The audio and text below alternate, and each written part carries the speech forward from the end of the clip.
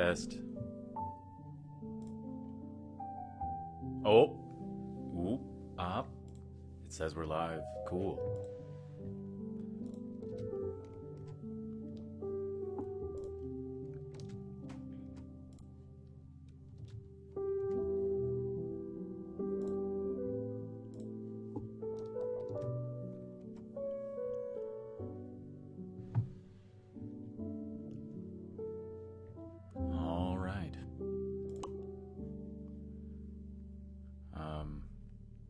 Normally I might wait a few minutes for people to shuffle in to the lobby, so to speak, but I kind of want to just get started reading.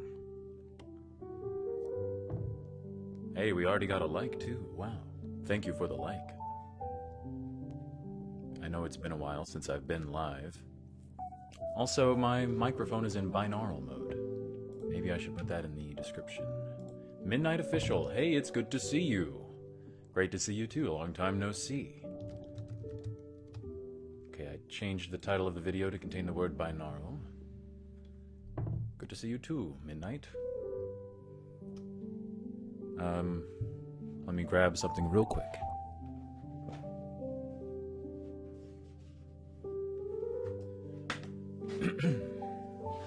Today, we will be reading chapters from The Last Lecture by Randy Pausch, professor at Carnegie Mellon. Let me turn on a light so I can read better.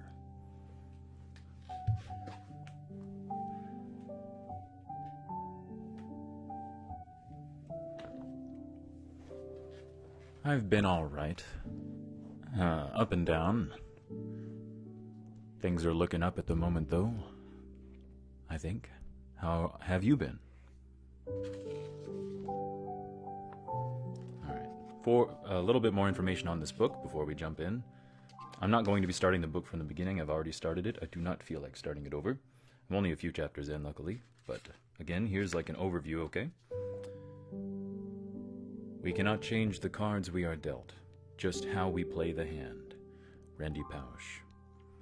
A lot of professors give talks titled The Last Lecture. In these talks, professors are asked to consider their demise and to ruminate on what matters most to them. And while they speak, audiences can't help but mull the same questions. What wisdom would we impart to the world if we knew it was our last chance? If we had to vanish tomorrow, what would we want as our legacy? When Randy Pausch, a computer science professor at Carnegie Mellon, was asked to give such a lecture, he did not have to imagine it as his last, since he had recently been diagnosed with terminal cancer. But the lecture he gave, Really Achieving Your Childhood Dreams, wasn't about dying. It was about the importance of overcoming obstacles, of enabling the dreams of others, of seizing every moment, because time is all you have, and you may find one day that you have less than you think. It was a summation of everything Randy had come to believe. It was about living. In this book, which has inspired millions of people to live each day of their lives with purpose and joy, Randy Pausch has combined the humor, inspiration, and intelligence that made his lecture such a phenomenon and given it an indelible form.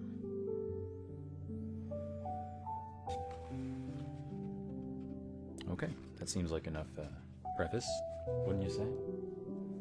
I've been good, actually, working on school and doing my normal edits too. Basically, I do edits on all kinds of characters. Cool. Like, what kind of edits do you mean?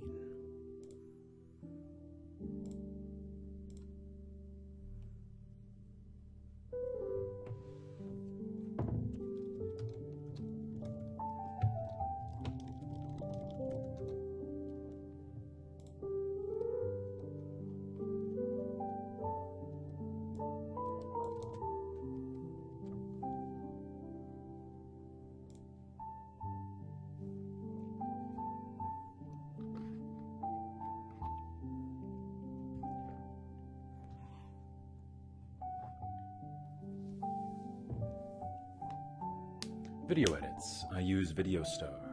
Ah, cool. All right.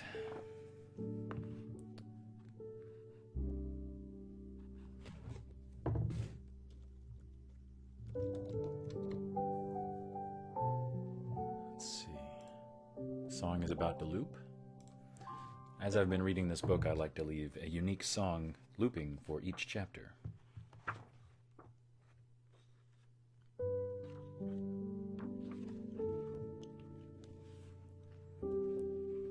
Chapter 8. You'll find me under V. I live in the computer age, and I love it here.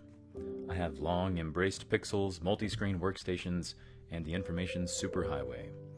I really can picture a paperless world. And yet, I grew up in a very different place. When I was born, in 1960, paper was where great knowledge was recorded.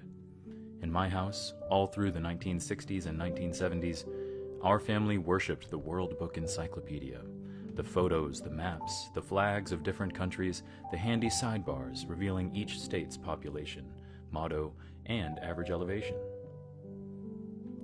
I did not read every word of every volume of the World Book, but I gave it a shot. I was fascinated by how it all came together. Who wrote that section on the aardvark? How that must have been, to have the World Book editors call and say, "You know aardvarks better than anyone. Would you write an entry for us?"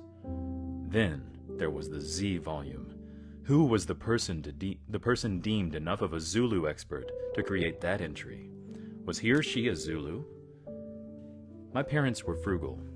Unlike many Americans, they would never buy anything for the purposes of impressing other people, or as any kind of luxury for themselves. But they happily bought the World Book, spending a princely sum at the time, because by doing so, they were giving the gift of knowledge to me and my sister. They also ordered the annual companion volumes. Each year, a new volume of breakthroughs and current events would arrive, labeled 1970, 1971, 1972, 1973, and I could not wait to read them. These annual volumes came with stickers, referencing entries in the original alphabetical World Books. My job was to attach those stickers on the appropriate pages, and I took that responsibility seriously. I was helping to chronicle history and science for anyone who opened those encyclopedias in the future. We have a new viewer. Hello, thank you for tuning in. How have you been? I forgot to check the balance between the music and my voice. It looks okay, though. Looks like the music's not too loud, right? Midnight says the music is calming, too. I'm glad. This song might only loop one more time, hopefully before we're through with this chapter. Alright, sorry for interrupting the book. I was helping to chronicle history and science for anyone who opened those encyclopedias in the future. Given how I cherished the World Book, one of my childhood dreams was to be a contributor. But it's not like you can call World Book headquarters in Chicago and suggest yourself. The World Book has to find you. A few years ago, believe it or not, the call finally came.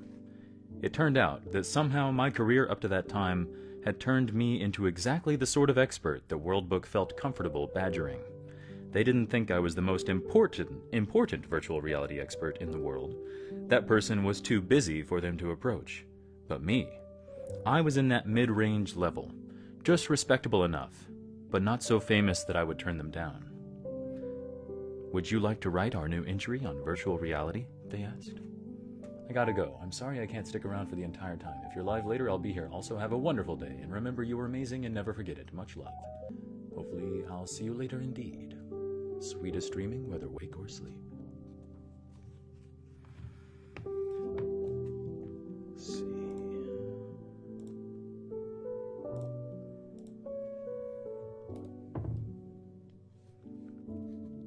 Would you like to write our new entry on virtual reality? They asked. I couldn't tell them that I'd been waiting all my life for this call. All I could say was, yes, of course. I wrote the entry, and I included a photo of my student, Caitlin Keller, wearing a virtual reality headset. No editor ever questioned what I wrote, but I assume that's the World Book way. They pick an expert, and trust that expert won't abuse the privilege. I have not bought the latest set of World Books. In fact, having been selected to be an author in the World Book, I now believe that Wikipedia is a perfectly fine source for your information, because I know what the quality control is for real encyclopedias. But sometimes, when I'm in a library with the kids, I still can't resist looking under V, Virtual Reality, by yours truly, and letting them have a look. Their dad made it.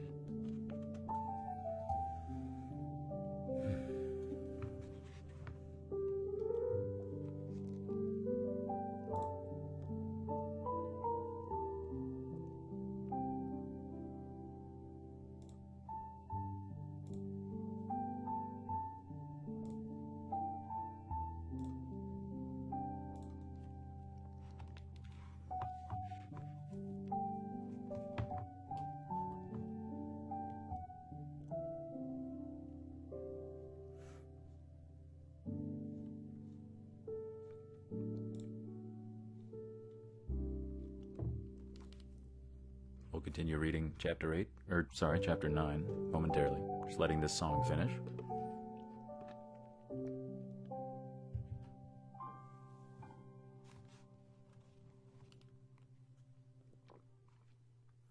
Chapter 9. A skill set called leadership. Let me loop this song. I like this.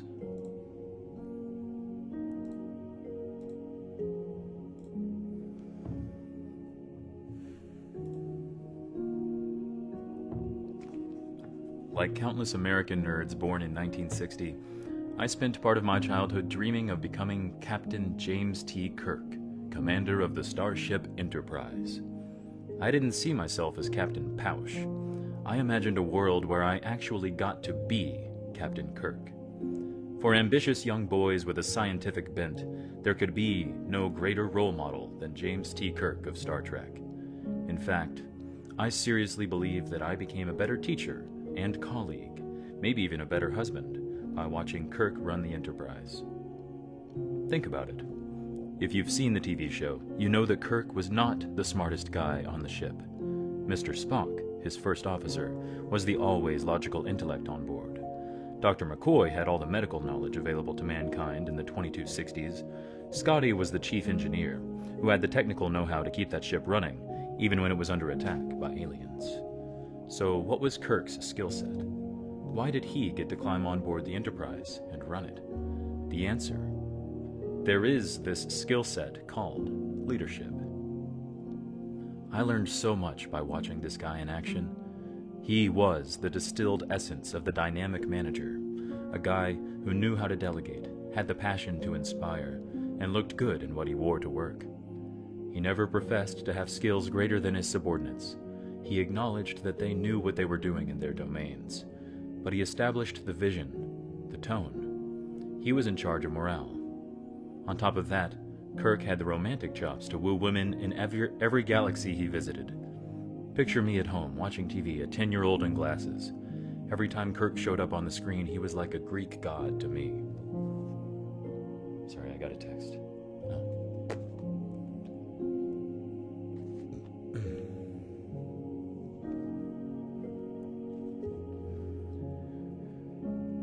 Every time Kirk showed up on the screen, he was like a Greek god to me. I want to mute the music for a minute. What do you think? I don't know. I'll leave it on for now.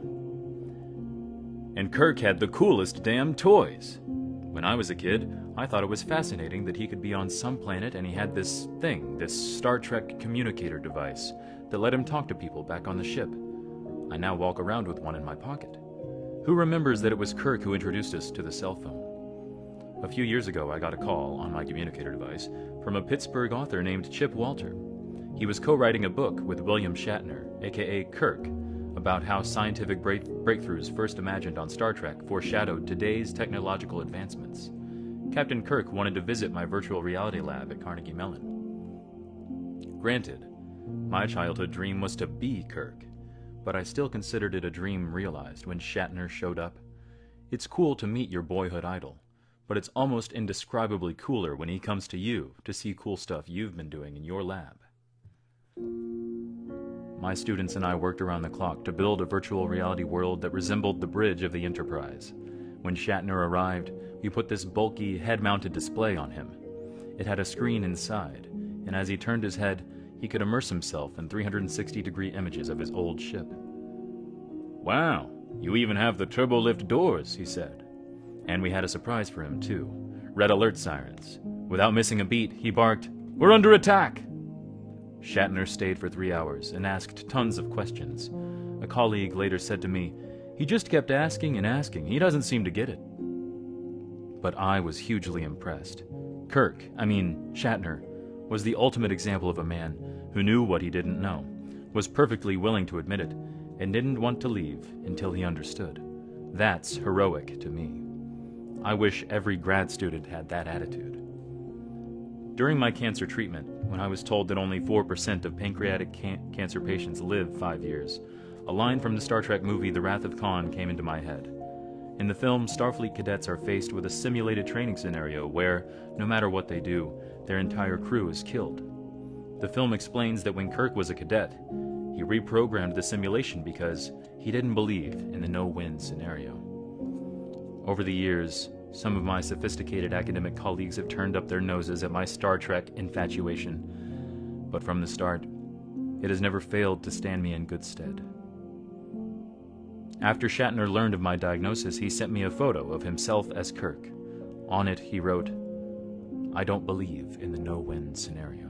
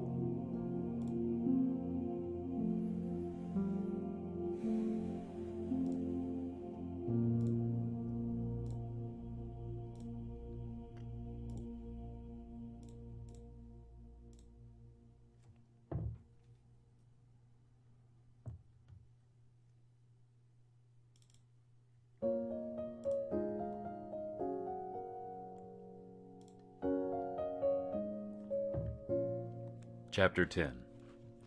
Winning Big. One of my earliest childhood dreams was to be the coolest guy at any amusement park or carnival I visited. I always knew exactly how that kind of coolness was achieved. The coolest guy was easy to spot. He was the one walking around with the largest stuffed animal. As a kid, I'd see some guy off in the distance with his head and his body mostly hidden by an enormous stuffed animal. It didn't matter if he was a buffed-up Adonis or if he was some nerd who couldn't get his arms around it. If he had the biggest stuffed animal, then he was the coolest guy at the carnival. My dad subscribed to the same belief. He felt naked on a Ferris wheel if he didn't have a huge, newly won bear or ape on his hip. Given the competitiveness in our family, midway games became a battle. Which one of us could capture the largest beast in the stuffed animal kingdom? Have you ever walked around a carnival with a giant stuffed animal? Have you ever watched how people look at you and envy you? Have you ever used a stuffed animal to woo a woman? I have, and I married her. Giant stuffed animals have played a role in my life from the start. There was that time when I was 3 years old and my sister was 5. We were in a store's toy department, and my father said he'd buy us any one item if we could agree on it and share it. We looked around, and eventually we looked up and saw, on the highest shelf, a giant stuffed rabbit. "We'll take that," my sister said. It was probably the most expensive item in the toy department, but my father was a man of his word, and so he bought it for us. He likely figured it was a good investment. A home could always use another giant stuffed animal. As I reached adulthood and kept showing up with more and bigger stuffed animals, my father suspected that I was paying people off. He assumed that I was waiting for winners over by the squirt guns, and then slipping a 50 to some guy who didn't realize how a giant stuffed animal could change the world's perception of him. But I never paid for a stuffed animal, and I never cheated. Okay, I admit that I leaned. That's the only way to do it at the ring toss. I am a leaner, but I'm not a cheater. I did, however, do a lot of my winning out of view of my family, and I know that increased suspicions. But I found the best way to bag stuffed animals is without the pressure of a family audience. I also didn't want anyone to know just how long it took me to be successful. Tenacity is a virtue, but it's not always crucial for everyone to observe how hard you work at something. I am prepared now to reveal that there are 2 secrets to winning at giant stuffed animals: long arms and a small amount of discretionary income. I have been blessed in life to have both.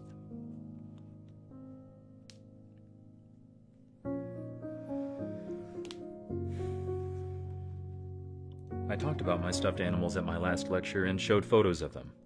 I could predict what the tech-savvy cynics were thinking. In this age of digitally manipulated images, maybe those stuffed bears weren't really in the pictures with me. Or maybe I sweet-talked the actual winners into letting me have my photo taken next to their prizes. How, in this age of cynicism, could I convince my audience that I had really won these things? Well, I would show them the actual stuffed animals, and so I had one of my students walk in from the wings of the stage. I had some of my students walk in from the wings of the stage, each carrying a giant stuffed animal I'd won over the years. I don't need these trophies anymore, and although I know my wife loved the stuffed bear I'd hung in her office when we were courting, 3 children later she doesn't want an army of them cluttering up our new house. They were leaking styrofoam beads that were making their way into Chloe's mouth. I knew that if I kept the stuffed animals, someday Jay would be calling Goodwill and saying, "Take them away!" Or worse, feeling that she couldn't. That's why I had decided. What? And so once they were lined up on stage, I announced, "Anybody who would like a piece of me at the end of this, feel free to come up and take a bear. First come, first serve." The giant stuffed animals all found homes quickly. A few days later, I learned that one of the animals had been taken by a Carnegie Mellon student who, like me, has cancer. After the lecture, she walked up and selected the giant elephant. I love the symbolism of that. She got the elephant in the room.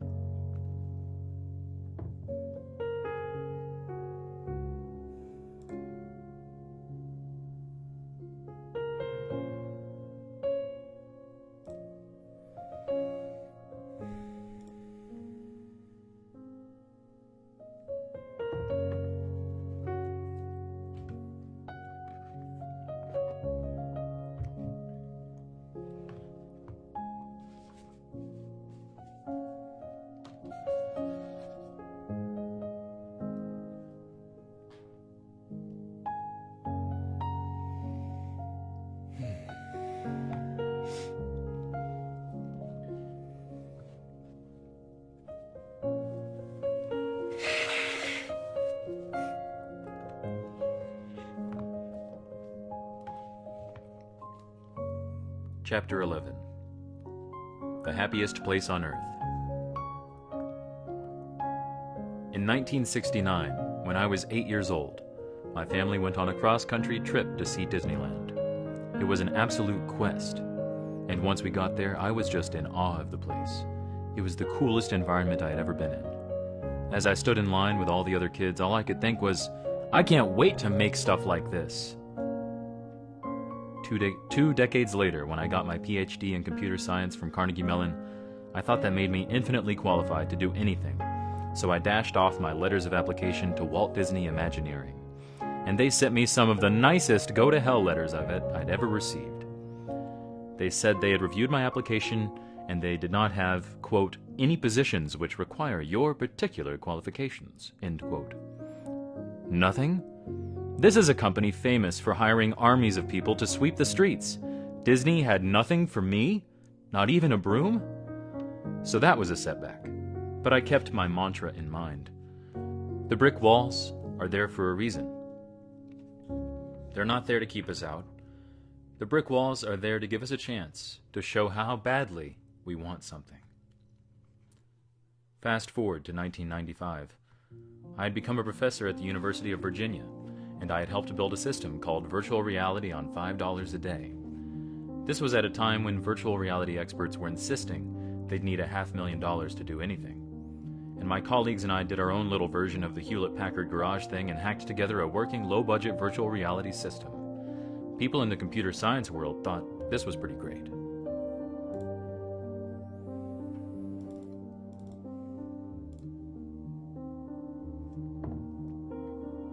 Not too long after, I learned that Disney Imagineering was working on a virtual reality project. It was top secret, and it was an Aladdin attraction that would allow people to ride a magic carpet. I called Disney and explained that I was a virtual reality researcher looking for information on it. I was ridiculously persistent, and I kept getting passed on and on until I was connected to a guy named John Snoddy. He happened to be the brilliant Imagineer running the team. I felt as if I had called the White House and been put through to the president. After we chatted a while, I told John I'd be coming to California. Could we get together? Truth was, if he said yes, the only reason I'd be coming would be to see him. I'd have gone to Neptune to see him. He told me, okay. If I was coming anyway, we could have lunch. Before going to see him, I did 80 hours of homework. I asked all the virtual reality hotshots I knew to share their thoughts and questions about this Disney project. As a result, when I finally met John, he was wowed by how prepared I was. It's easy to look smart when you're parroting smart people. Then, at the end of the lunch, I made the ask. I have a sabbatical coming up, I said. What's that? He asked, which was my first hint of the academic/entertainment culture clash I'd be facing. After I explained the concept of sabbaticals, he thought it would be a fine idea to have me spend mine with his team. The deal was, I would come for 6 months, work on a project, and publish a paper about it. I was thrilled. It was almost unheard of for Imagineering to invite an academic like me inside their secretive operation. The only problem? I needed permission from my bosses to take this kind of oddball sabbatical. Well, every Disney story needs a villain, and mine happened to be a certain dean from the University of Virginia. Dean Wormer, as Jay dubbed him in homage to the film Animal House, was concerned that Disney would suck all this intellectual property out of my head that rightfully belonged to the university. He argued against my doing it. I asked him, "Do you think this is a good idea at all?" And he said, "I have no idea if it is a good idea." He was proof that sometimes the most impenetrable brick walls are made of flesh. Because I was getting nowhere with him, I took my case to the Dean of Sponsored Research. I asked him, "Do you think it's a good idea that I do this?" And he answered, "I don't have enough information to say, but I do know that one of my star faculty members is in my office and he's really excited, so tell me more." Now here's a lesson for managers and administrators. Deans said the same thing. They didn't know if this sabbatical was a good idea, but think about how differently they said it. I ended up being allowed to take that sabbatical, and it was a fantasy come true. In fact, I have a confession. This is exactly how geeky I am. Soon after I arrived in California, I hopped into my convertible and drove over to Imagineering headquarters. It was a hot summer night, and I had the soundtrack to Disney's The Lion King blasting on my stereo. Tears actually began streaming down my face as I drove past the building. Here I was, the grown-up version of that wide-eyed 8-year-old at Disneyland. I had finally arrived. I was an Imagineer.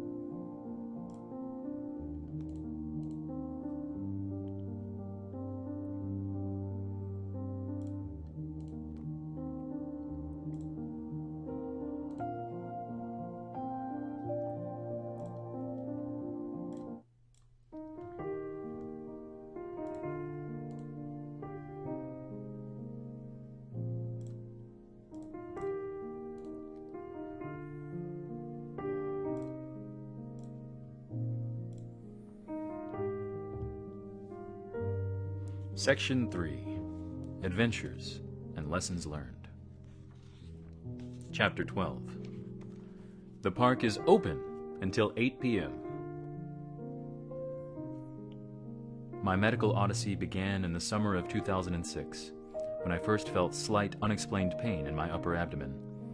Later, jaundice set in, and my doctors suspected I had hepatitis. That turned out to be wishful thinking. CT scans revealed I had pancreatic cancer, and it would take me just 10 seconds on Google to discover how bad this news was.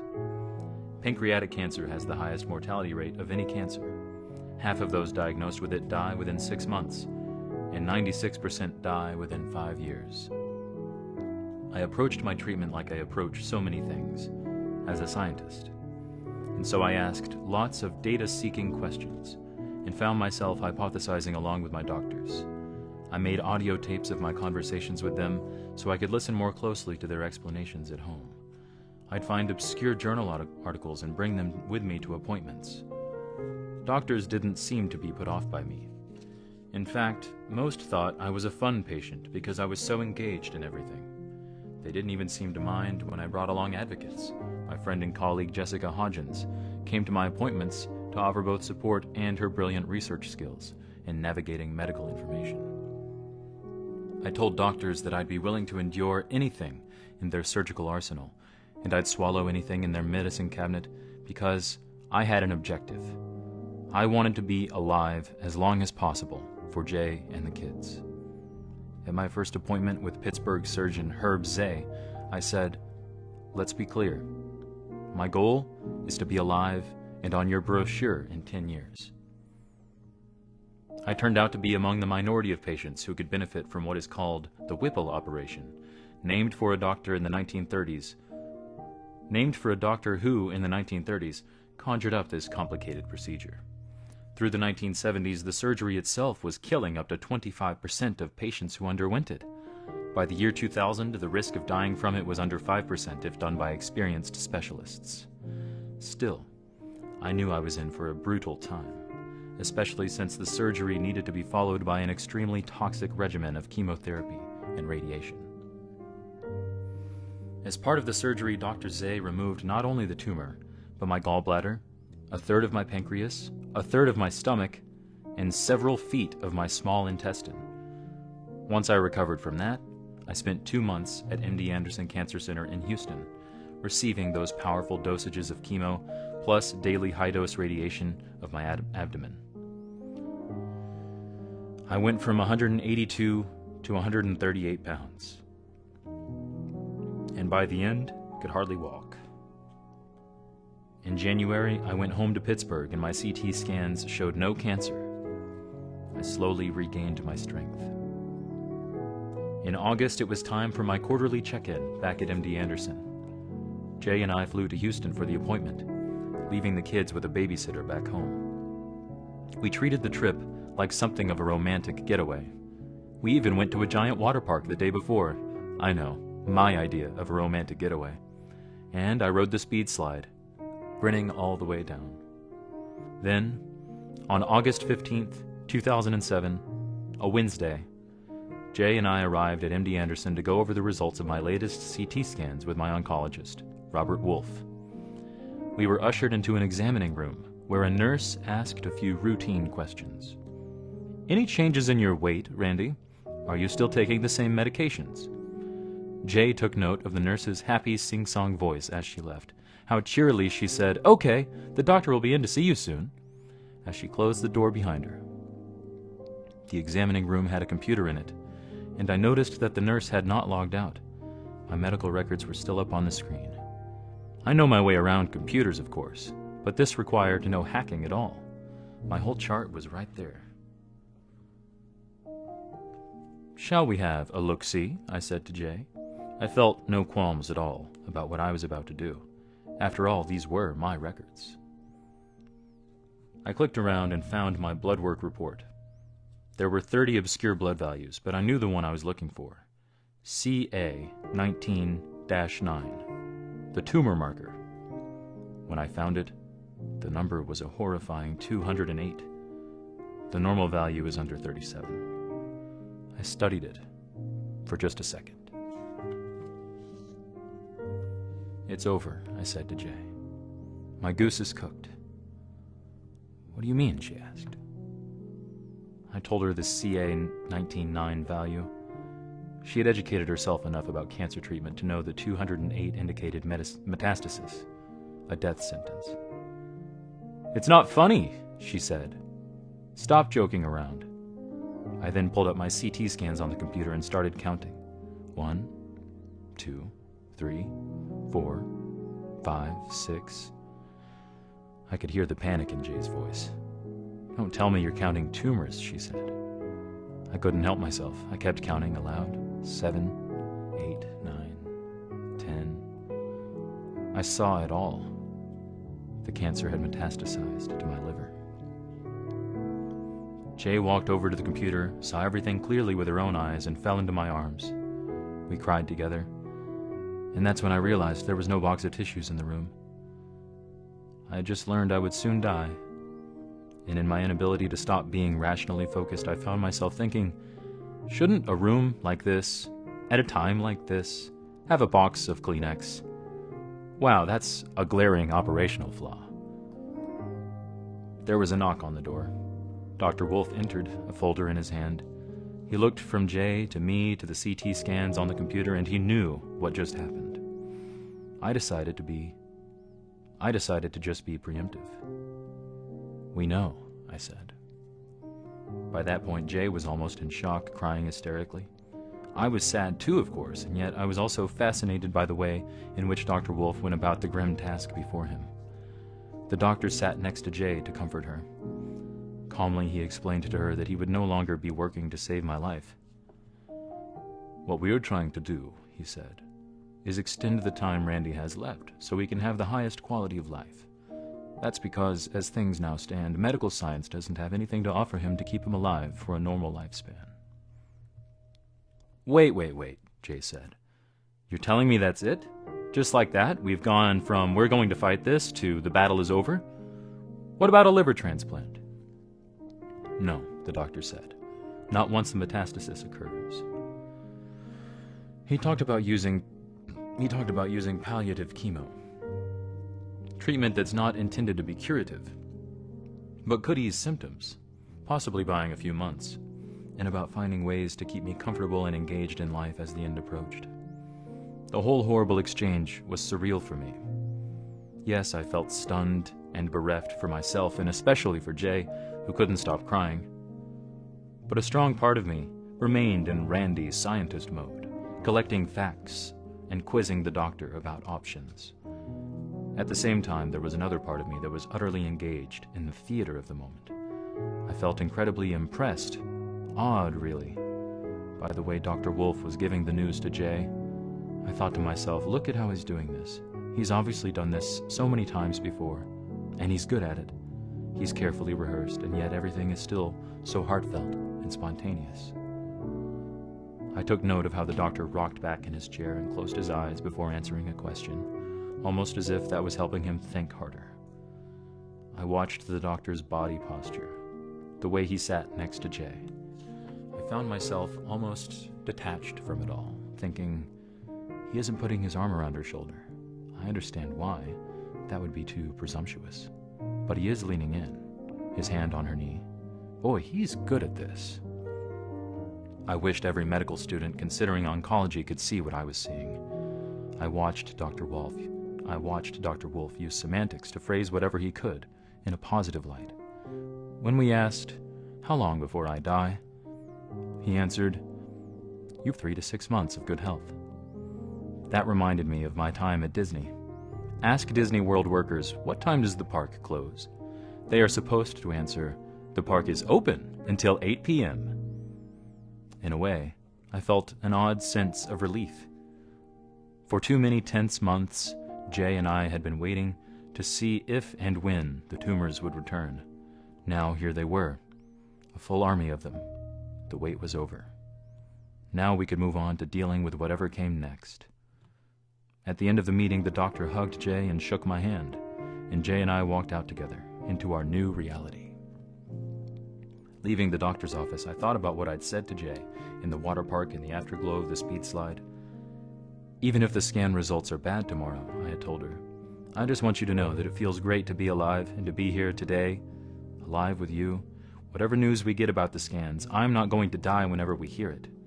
I won't die the next day or the day after that or the day after that. So today, right now, well, this is a wonderful day. And I want you to know how much I'm enjoying it. I thought about that and about Jay's smile. I knew then that's the way the rest of my life would need to be lived. End of chapter 12. Hello, Miranda Melkor. Thank you for tuning in. How have you been? Long time no see. Oh. Just stretching between chapters.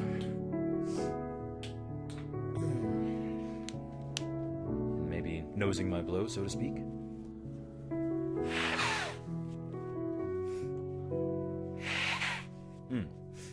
Pardon me.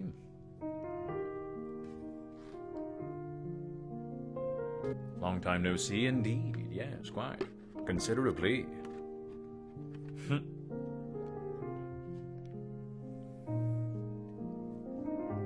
Let's see. By next we are reading... Today we are reading chapters from The Last Lecture by Randy Pausch. I'm pretty good. I'm excited. My birthday and Christmas are coming. Ooh, very nice. When's your birthday? Me, I'm good. Been a lot of downs lately, but I'm looking up at the moment. I think. I've run about 52 miles so far this month, so I'm on track to meet my 100-mile month goal for the first time ever. I was in a car accident about a month ago, but I'm okay from that, and my car is getting repaired this week, so maybe I can start driving again soon. Driving my own car, that is. I should be applying for Joe jobs, but I haven't really been doing that. Don't know what I need to do with my life. But this Thursday, cool. That would be the 17th. Very nice, 12/17/2020. Well, in case I don't see you, consider this an early happy birthday to you. I'll try to intersperse the reading with chats. Oh, this chapter is short. It's only like 2 pages, not even. Page and a half. Let's see here. Thank you for the like, by the way. There's a 3rd like now. Let me add this song to some playlists real quick. How about Piano Only? That's a good one.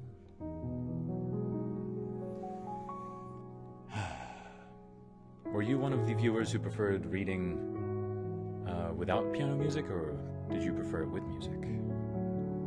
I think you didn't mind the music under the reading, if I remember correctly.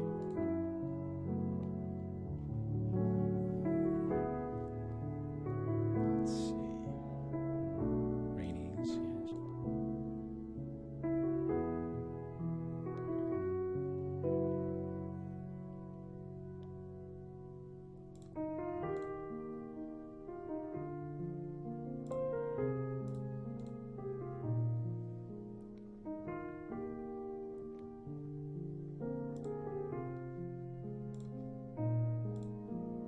Oh, you're welcome, by the way. Don't know if I already said that. I meant to.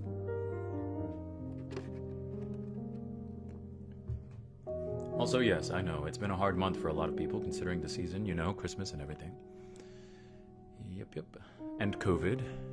Indeed. Seasonal affective disorder and lack of sleep and all sorts of things.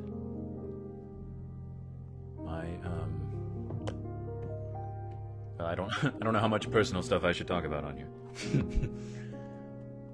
But yeah, the other day when my crush said that seasonal affective disorder ran in her family, I wanted to say same, but I wasn't 100% sure. And also, the seasonal affective disorder kind of like blends in with the year-round depression at a certain point, so it's like hard to tell. COVID, sorry. But hopefully we'll get through this. I'm glad you are here. Hey, I'm glad you're here too.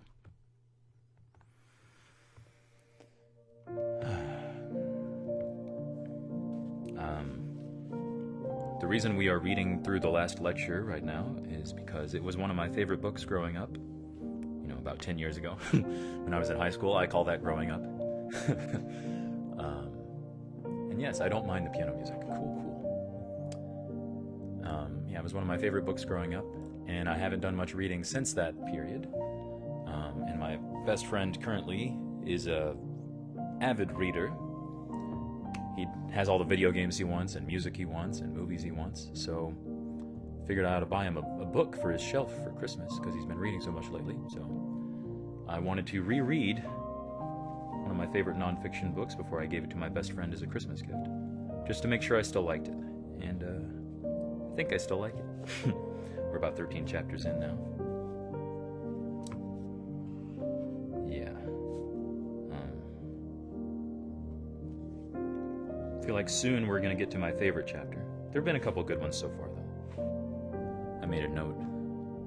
Chapters 7 and, let's see what I wrote. 7 and 9, I think, were good. Yeah, 7 and 9 is what I wrote down so far. Anyways, for a little more info about the book, I can read you the inner flaps real quick before we continue. The Last Lecture by Randy Pausch, Professor at Carnegie Mellon. We cannot change the cards we are dealt, just how we play the hand. Randy Pausch. A lot of professors give talks titled The Last Lecture. In these talks, professors are asked to consider their demise and to ruminate on what matters most to them. And while they speak, audiences can't help but mull the same questions. What wisdom would we impart to the world if we knew it was our last chance? If we had to vanish tomorrow, what would we want as our legacy? When Randy Pausch, a computer science professor at Carnegie Mellon, was asked to give such a lecture, he didn't have to imagine it as his last, since he had recently been diagnosed with terminal cancer. But the lecture he gave, Really Achieving Your Childhood Dreams, wasn't about dying. It was about the importance of overcoming obstacles, of enabling the dreams of others, of seizing every moment, because time is all you have, and you may find one day that you have less than you think. It was a summation of everything Randy had come to believe. It was about living. In this book, which has inspired millions of people to live each day of their lives with purpose and joy, Randy Pausch has combined the humor, inspiration, and intelligence that made his lecture such a phenomenon, and given it an indelible form. That's the inner flap for you. Okay, BRB. Cool.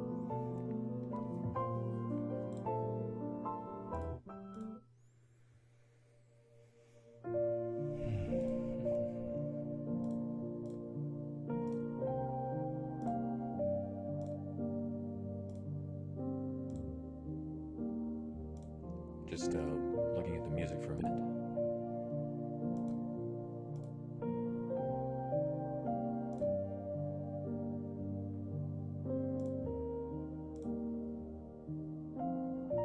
Okay. Music's good, I guess. Excuse me.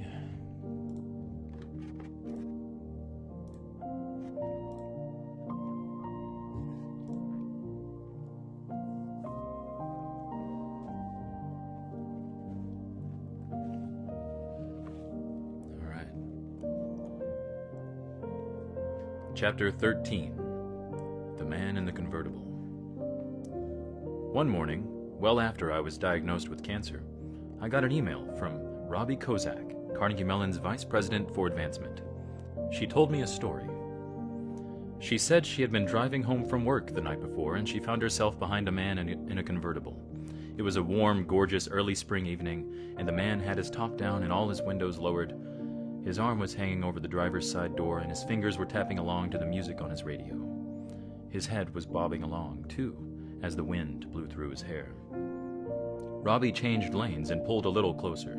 From the side, she could see that the man had a slight smile on his face, the kind of absent-minded smile a person might have when he's all alone, happy in his own thoughts. Robbie found herself thinking, wow, this is the epitome of a person appreciating the day and the moment. The convertible eventually turned the corner, and that's when Robbie got a look at the man's full face. Oh my God, she said to herself, it's Randy Pausch. She was so struck by the sight of me. She knew that my cancer diagnosis was grim, and yet, As she wrote in her email, she was moved by how contented I seemed. In this private moment, I was obviously in high spirits. Robbie wrote in her email, "You can never know how much that glimpse of you made my day, reminding me of what life is all about." I read Robbie's email several times. I came to look at it as a feedback loop of sorts. It has not always been easy to stay positive through my cancer treatment. When you have a dire medical issue, it's tough to know how you're really faring emotionally. I had wondered whether a part of me was acting when I was with other people. Maybe at times I forced myself to appear strong and upbeat. Many cancer patients feel obliged to put up a brave front. Was I doing that too? But Robbie had come upon me in an unguarded moment. I'd like to think she saw me as I am. She certainly saw me as I was that evening. Her email was just a paragraph, but it meant a great deal to me. She had given me a window into myself. I was still fully engaged. I still knew life was good. I was doing okay.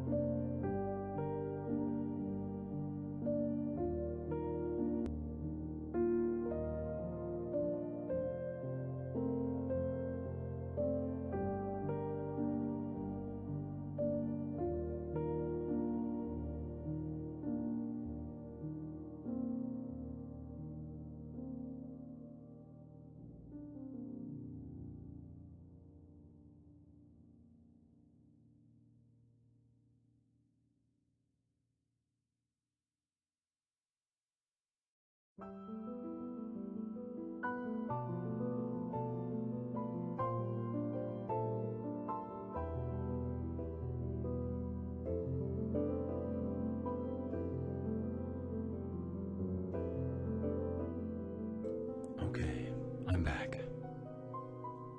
Let's see.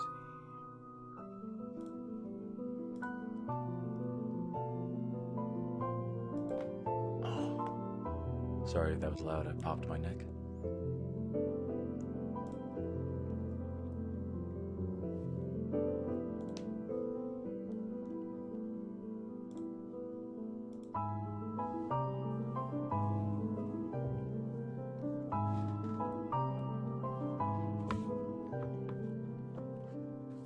Chapter 14. Oh, welcome back. Sorry for that. No problem. Did you hear the part where I read the inner front flap for you? I don't mind repeating it if you're curious what the book is about overall, before I continue reading. I just got back from refilling my water myself.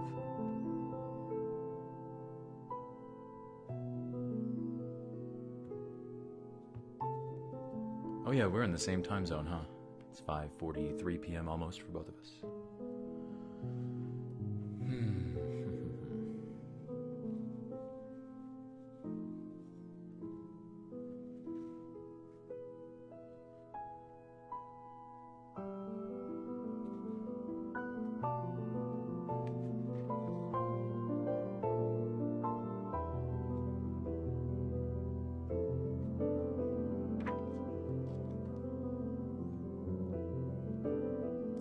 write down that chapter 13 was a good one.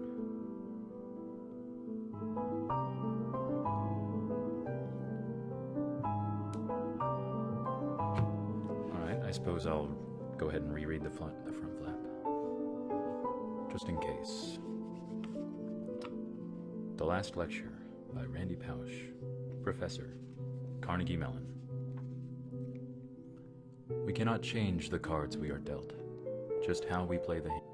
Randy Pausch. A lot of professors give talks titled The Last Lecture. In these talks, professors are asked to consider their demise and to ruminate on what matters most to them.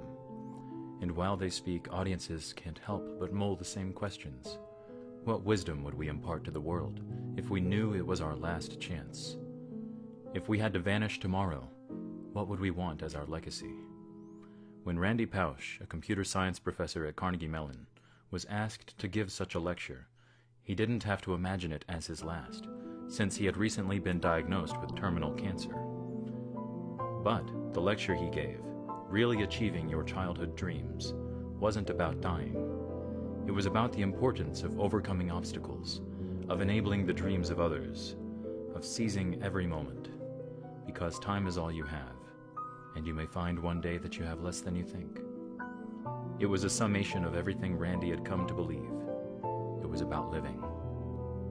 In this book, which has inspired millions of people to live each day of their lives with purpose and joy, Randy Pausch has combined the humor, inspiration, and intelligence that made his lectures such a phenomenon, and given it an indelible form.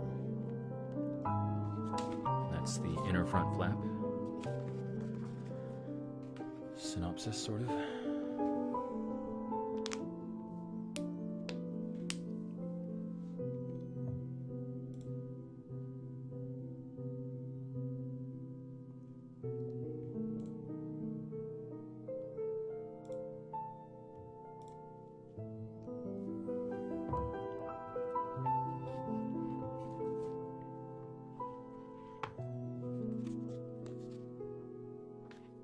Oh, chapter 15 was my favorite chapter. We're almost there.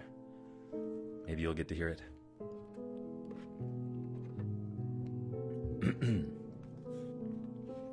Chapter 14. The Dutch Uncle. Anyone who knows me will tell you I've always had a healthy sense of myself and my abilities. I tend to say what I'm thinking and what I believe. I don't have much patience for incompetence. These are traits that have mostly served me well. But there are times, believe it or not, when I have come across as arrogant and tactless.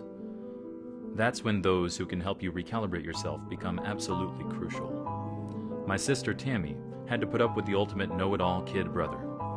I was always telling her what to do, as if our birth order was a mistake that I was trying to correct. One time when I was 7 years old and Tammy was 9, we were waiting for the school bus, and as usual, I was mouthing off. Hey, Midnight, welcome back. Tammy decided she'd had enough. She picked up my metal lunchbox and dropped it in a mud puddle, just as the bus pulled up. My sister ended up in the principal's office, while I was sent to the janitor, who cleaned up my lunchbox, threw out my mud-soaked sandwich, and kindly gave me lunch money. The principal told Tammy he had called our mother. I'm going to let her handle this, the principal said. When we arrived home after school, Mom said, I'm going to let your father handle this. My sister spent the day nervously awaiting her fate. What's the name of the book again? It's The Last Lecture by Randy Pausch.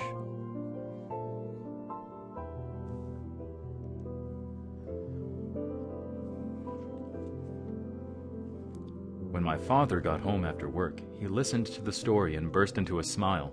He wasn't going to punish Tammy. He did everything but congratulate her. I was a kid who needed to have his lunchbox dropped in a puddle. Tammy was relieved, and I had been put in my place, though the lesson didn't completely sink in. By the time I got to Brown University, I had certain abilities and people knew I knew it. My good friend Scott Sherman, whom I met freshman year, now recalls me as, quote, having a total lack of tact and being universally acclaimed as the person quickest to offend someone he had just met. I usually didn't notice how I was coming off, in part because things seemed to be working out, and I was succeeding academically. Andy Van Dam, the school's legendary computer science professor, made me his teaching assistant. Demand, as he was known, liked me. I was impassioned about so many things, a good trait. But, like many people, I had strengths that were also flaws. In Andy's view, I was self-possessed to a fault. I was way too brash, and I was an inflexible contrarian, always spouting opinions. One day, Andy took me for a walk. He put his arm around my shoulders and said, "Randy, it's such a shame that people perceive you as being so arrogant because it's going to limit what you're going to be able to accomplish in life." Looking back, his wording was so perfect. He was actually saying, "Randy, you are being a jerk." But he said it in a way that made me open to his criticisms, to listening to my hero, telling me something I needed to hear. There is an old expression, a Dutch uncle, which refers to a person who gives you honest feedback. Few people bother doing that nowadays, so the expression has started to feel outdated, even obscure. And the best part is that Andy really is Dutch. Ever since my last lecture began spreading on the internet, more than a few friends have been ribbing me about it, calling me Saint Randy. Saint Randy. It's their way of reminding me that there were times I've been described in other, more colorful ways. But I like to think that my flaws are in the social, rather than in the moral category. And I have been lucky enough to benefit over the years from people like Andy, who have cared enough to tell me the tough love things that I needed to hear.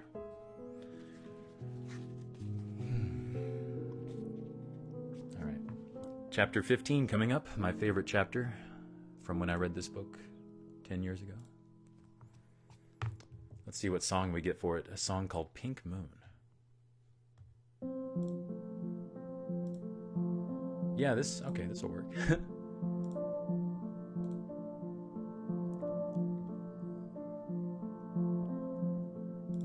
All right, let me loop this song.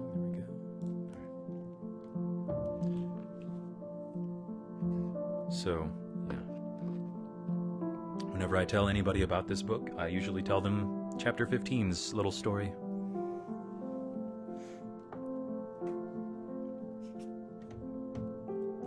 Chapter 15. Pouring soda in the back seat. For a long time, a big part of my identity was bachelor uncle. In my 20s and 30s, I had no kids, and my sister's 2 children, Chris and Laura, became the objects of my affection. I reveled in being Uncle Randy, the guy who showed up in their lives every month or so to help them look at their world from strange, new angles. It wasn't that I spoiled them, I just tried to impart my perspective on life. Sometimes that drove my sister crazy. Once, about a dozen years ago, when Chris was 7 years old and Laura was 9, I picked them up in my brand new Volkswagen Cabrio convertible. "Be careful in Uncle Randy's new car," my sister told them. "Wipe your feet before you get in it. Don't mess anything up. Don't get it dirty." I listened to her and I thought, as only a bachelor uncle can, now that's just the sort of admonition that sets kids up for failure. Of course they'd eventually get my car dirty. Kids can't help it. So I made things easy. While my sister was outlining the rules, I slowly and deliberately opened a can of soda, turned it over, and poured it on the cloth seats in the back of the convertible. My message: people are more important than things. A car, even a pristine gem like my new convertible, was just a thing. As I poured out that Coke, I watched Chris and Laura, mouths open, eyes widening. Here was crazy Uncle Randy, completely rejecting adult rules. I ended up being so glad I had spilled that soda because, later in the weekend, little Chris got the flu and threw up all over the back seat. He didn't feel guilty, he was relieved. He had already watched me christen the car. He knew it would be okay. Whenever the kids were with me, we had just 2 rules. 1, no whining. 2, whatever we do together, don't tell Mom. Not telling Mom made everything we did into a pirate adventure. Even the mundane could feel magical. On most weekends, Chris and Laura would hang out at my apartment, and I would take them to Chuck E. Cheese, or we'd head out for a hike, or visit a museum. On special weekends, we'd stay in a hotel with a pool. The three of us liked making pancakes together. My father had always asked, "Why do pancakes need to be round?" I would ask the same question. And so we were always making weirdly shaped animal pancakes. There's a sloppiness to that medium that I like, because every animal pancake you make is an unintentional Rorschach test. Chris and Laura would say, "This isn't the shape of the animal I wanted," but that allowed us to look at the pancake as it was, and imagine what animal it might be. I've watched Laura and Chris grow into terrific young adults. She's now 21, and he's 19. These days, I am more grateful than ever that I was part of their childhoods, because I've come to realize something. It's unlikely that I will ever get to be a father to children over age 6, so my time with Chris and Laura has become even more precious. They gave me the gift of being a presence in their lives through their preteen and teen years and into adulthood. Recently, I asked both Chris and Laura to do me a favor. After I die, I want them to take my kids for weekends here and there and just do stuff. Anything fun they can think of. They don't have to do the exact things we did together. They can let my kids take the lead. Dylan likes dinosaurs. Maybe Chris and Laura can take him to a natural history museum. Logan likes sports. Maybe they can take him to see the Steelers. And Chloe loves to dance. They'll figure something out. I also want my niece and nephew to tell my kids a few things. First, they can say simply, "Your dad asked us to spend this time with you, just like he spent time with us." I hope they'll also explain to my kids how hard I fought to stay alive. I signed up for the hardest treatments that could be thrown at me because I wanted to be around as long as possible to be there for my kids. That's the message I've asked Laura and Chris to deliver. Oh, and one more thing. If my kids mess up their cars, I hope Chris and Laura will think of me and smile.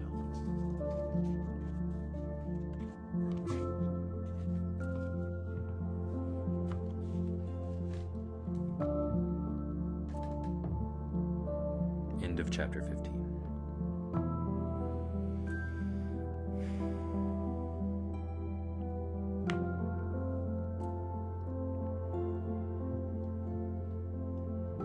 So yeah, that was my favorite chapter 10 years ago. Probably still is. I love that story. I thought he went into more detail, but about his nice new car and just spilling his soda all over his nice new car to prove a point to the kids that people are more important than things and it's just a car. It still gets you from point A to point B like a car should. Function over fashion.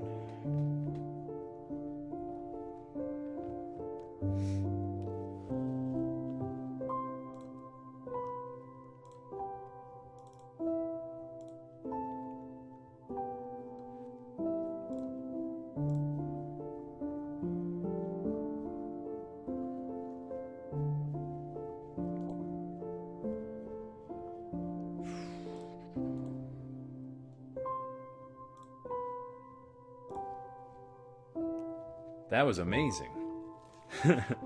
Just that chapter.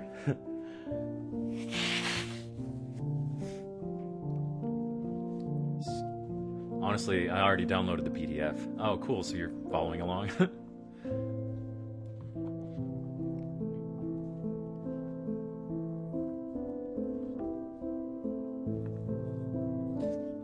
Yeah, there's little memoirs, I guess, or anecdotes from throughout his life.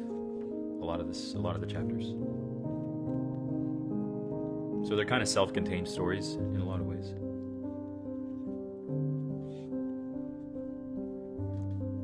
Not right now. No problem. You're trying to relax right now, which is all good. I just was curious. But I guess you're intrigued by it, at the very least.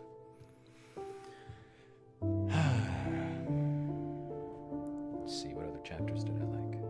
Or we could just continue. I'm painting and finishing my Christmas cards. Ooh, very nice. I wish I knew how to paint. Always wished that I knew how to paint. What are you painting? Gifts for friends and stuff? That's really cool. if so. It's cool regardless of what you're painting or what for. But Christmas cards, cool. Yeah, it's the 14th. Time keeps flying. Time keeps slipping. I think we will continue with chapter 16 then.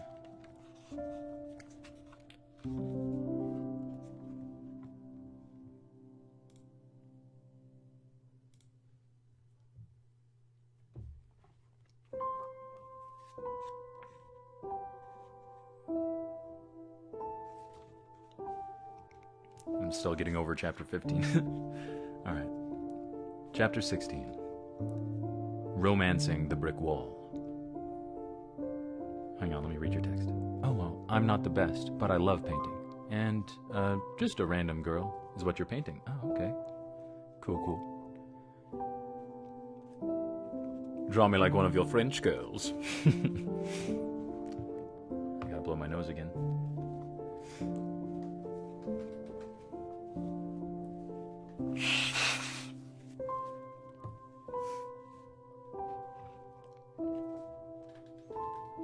Chapter 16.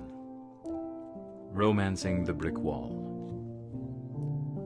The most formidable brick wall I ever came upon in my life was just 5 feet 6 inches tall and was absolutely beautiful.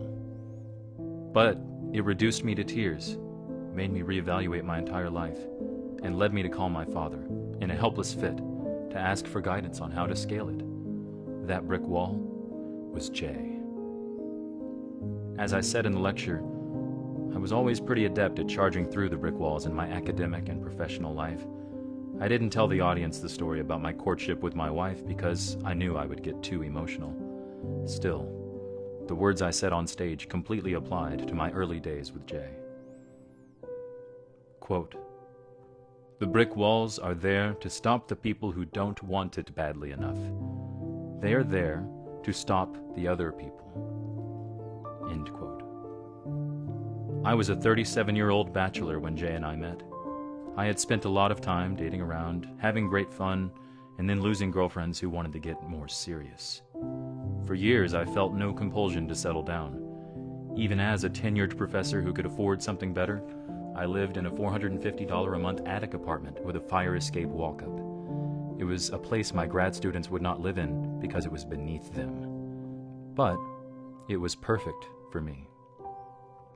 A friend once asked me, "What kind of woman do you think would be impressed if you brought her back to this place?" I replied, "The right kind." But who was I kidding? I was a fun-loving workaholic Peter Pan with metal folding chairs in my dining room. No woman, even the right kind, would expect to settle down blissfully into that. And when Jay finally arrived in my life, neither did she. Granted, I had a good job and other things going for me, but I wasn't any woman's idea of perfect marriage material. I met Jay in the fall of 1998, when I was invited to give a lecture on virtual reality technology at the University of North Carolina at Chapel Hill. Jay, then a 31-year-old grad student in comparative literature, was working part-time in the UNC Computer Science Department. Her job was to host visitors who came to the labs, whether Nobel laureates or Girl Scout troops. On that particular day, her job was to host me. Jay had seen me speak the previous summer at a computer graphics conference in Orlando. She later told me she had considered coming up to me afterward to introduce herself, but she never did. When she learned she'd be my host when I came to UNC, she visited my website to learn more about me. She clicked through all my academic stuff, and then found the links to my funkier personal information, that my hobbies were making gingerbread houses and sewing. She saw my age, and no mention of a wife or a girlfriend, but lots of photos of my niece and nephew. She figured I'm obviously a pretty offbeat and interesting guy, and she was intrigued enough to make a few phone calls to friends of hers in the computer science community. "What do you know about Randy Pausch?" she asked. "Is he gay?" She was told I was not. In fact, she was told I had a reputation as a player who would never settle down. Well, to the extent that a computer scientist could be considered a player.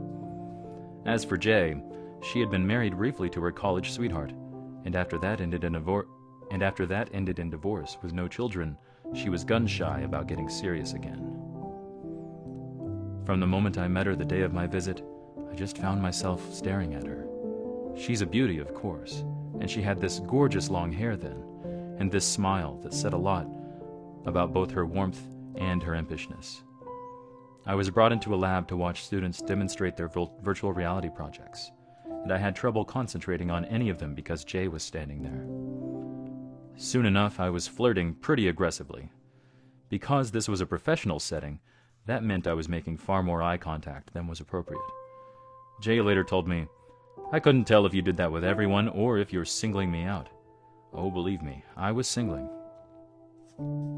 At one point during the day, Jay sat down with me to ask questions about bringing software projects to UNC. By then, I was completely taken with her. I had to go to a formal faculty dinner that night, but I asked if she would meet me for a drink afterward. She agreed.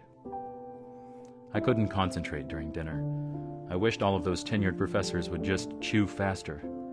I convinced everyone not to order dessert, and I got out of there at 8:30 and called Jay.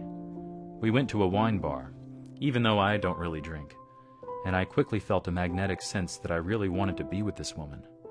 I was scheduled to take a flight home the next morning, but I told her I would change it if she would go out on a date with me the following day. She said yes, and we ended up having a terrific time. After I returned to Pittsburgh, I offered her my frequent flyer miles and asked her to visit me. She had obvious feelings for me, but she was scared of both my reputation and of the possibility that she was falling in love. "I'm not coming," she wrote in an email. "I've thought it through, and I'm not looking for a long-distance relationship. I'm sorry." I was hooked, of course, and this was a brick wall I thought I could manage. I sent her a dozen roses and a card that read, "Although it saddens me greatly, I respect your decision and wish you nothing but the best. Randy." Well, that worked. She got on the plane. I admit, I'm either an incurable romantic or a bit Machiavellian, but I just wanted her in my life. I had fallen in love, even if she was still finding her way. We saw each other most every weekend through the winter. Though Jay wasn't thrilled with my bluntness and my know-it-all attitude, she said I was the most positive, upbeat person she had ever met. And she was bringing out good things in me. I found myself caring about her welfare and happiness more than anything else. Eventually, I asked her to move to Pittsburgh. I offered to get her an engagement ring, but I knew she was still scared and that would freak her out. I didn't pressure her, and she did agree to a first step, moving up and getting her own apartment. In April, I made arrangements to teach a week-long seminar at UNC. That would allow me to help her pack up so we could drive her belongings up to Pittsburgh. After I arrived in Chapel Hill, Jay told me we needed to talk. She was more serious than I had ever seen her. "I can't come to Pittsburgh. I'm sorry," she said. I wondered what was in her head. I asked for an explanation. Her answer, "This is never going to work." I had to know why. She said, "I just don't love you the way you want me to love you." And then again, for emphasis, "I don't love you." I was horrified and heartbroken. It was like a punch in the gut. Could she really mean that? It was an awkward scene. She didn't know how to feel. I didn't know how to feel. I needed a ride over to my hotel. "Would you be kind enough to drive me, or should I call a cab?" She drove me, and when we got there, I pulled my bag out of her trunk, fighting back tears. If it's possible to be arrogant, optimistic, and totally miserable all at the same time, I think I might have pulled it off. "Look, I'm going to find a way to be happy, and I'd really love to be happy with you. But if I can't be happy with you, then I'll find a way to be happy without you." In the hotel, I spent much of the day on the phone with my parents, telling them about the brick wall I had just smashed into. Their advice was incredible. "Look," my dad said, "I don't think she means it. It's not consistent with her behavior thus far. You've asked her to pull up roots and run away with you. She's probably confused and scared to death. If she doesn't really love you, then it's over. And if she does love you, then love will win out." I asked my parents what I should do. "Be supportive," my mom said. "If you love her, support her." And so I did that. I spent that week teaching, hanging out in an office up the hall from Jay. I stopped by a couple of times, however, just to see if she was all right. I just wanted to see how you are, I would say. If there's anything I can do, let me know. A few days later, Jay called. Well, Randy, I'm sitting here missing you, just wishing you were here. That means something, doesn't it? She had come to a realization. She was in love, after all. Once again, my parents had come through. Love had won out. At week's end, Jay moved to Pittsburgh. Brick walls are there for a reason. They give us a chance to show how badly we want something.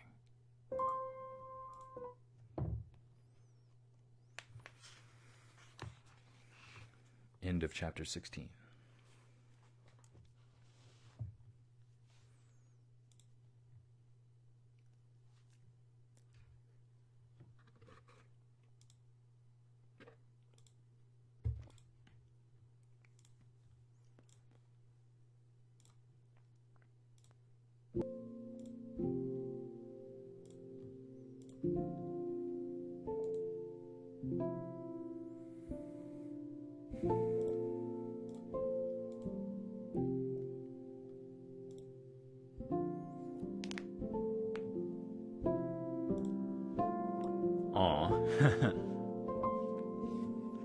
And we had a 4th like. Awesome. Thank you for the like.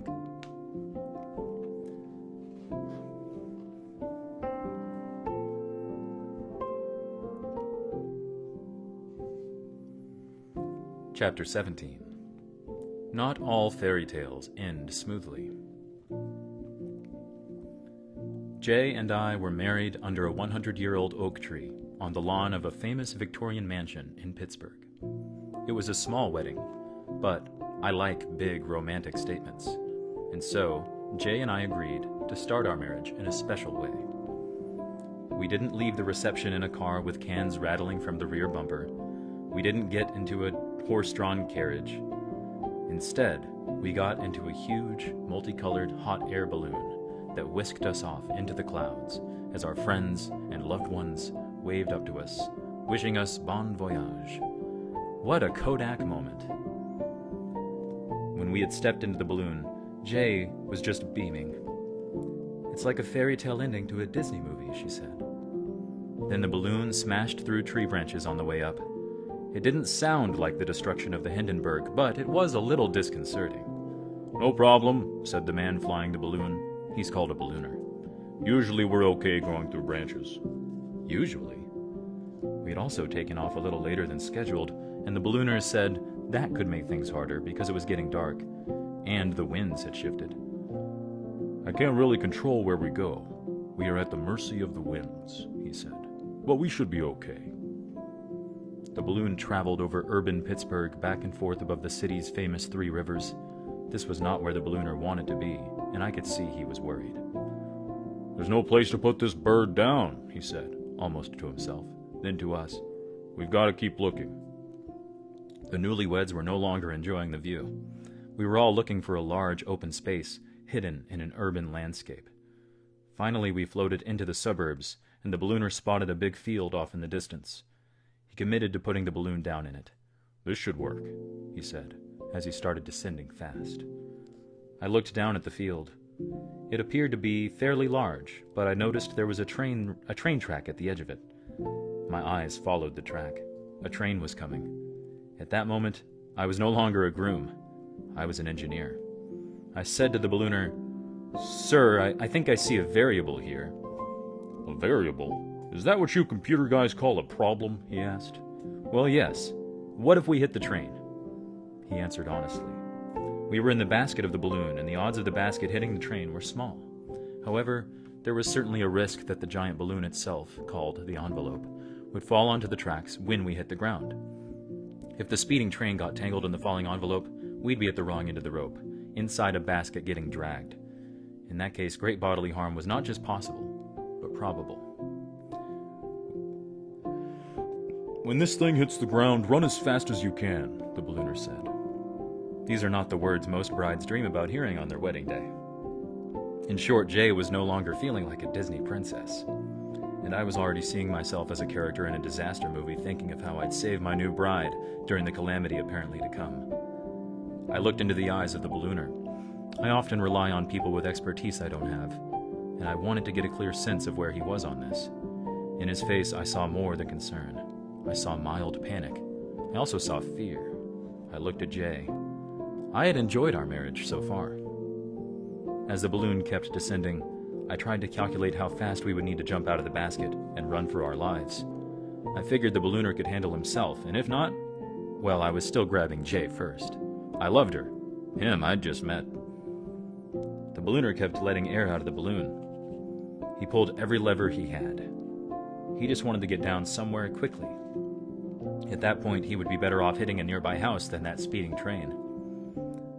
The basket took a hard hit as we crash-landed in the field, hopped a few times, bouncing all around, and then tilted almost horizontally. Within seconds, the deflating envelope draped onto the ground, but luckily it missed the moving train. Meanwhile, people on the nearby highway saw our landing, stopped their cars, and ran to help us. It was quite a scene. Jay in her wedding dress, me in my suit, the collapsed balloon, the relieved ballooner. We were pretty rattled. My friend Jack had been in the chase car, tracking the balloon from the ground. When he got to us, he was happy to find us safe following our near-death experience. We spent some time decompressing from our reminder that even fairy tale moments have risks, while the collapsed balloon was loaded onto the ballooner's truck. Then, just as Jack was about to take us home, the ballooner came trotting over to us. Wait, he said. You ordered the wedding package. It comes with a bottle of champagne. He handed us a cheap bottle from his truck. Congratulations, he said. We smiled weakly and thanked him. It was only dusk on our first day of marriage, but we'd made it so far. End of chapter 17.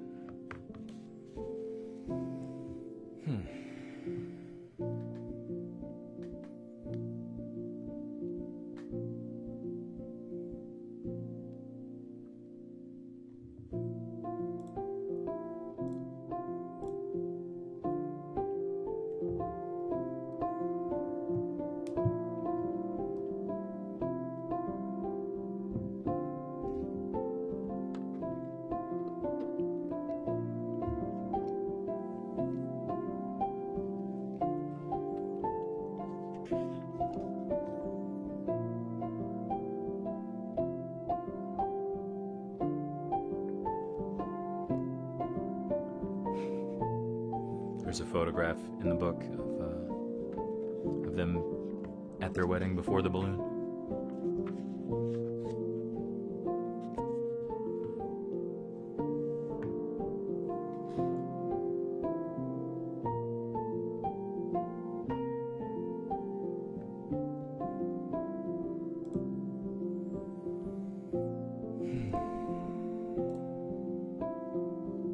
I will be right back.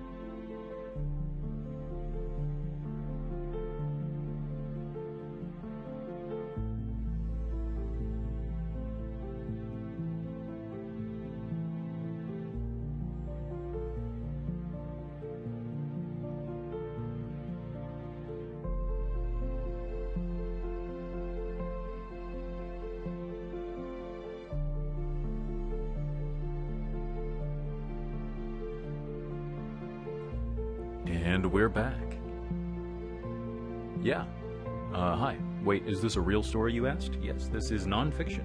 This is Randy Pausch's biography, his journal, his autobiography, rather. Crazy, huh? There's also video version of the lecture where he tells the stories, a lot of the stories. I can put that link in chat, I guess. Let's see, I'll do that real quick.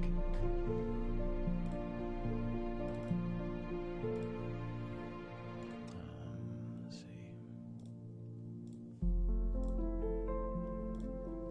Oh, yep.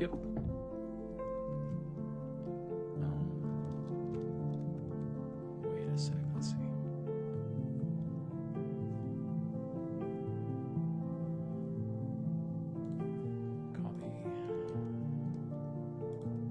There's the lecture itself that the book is named after.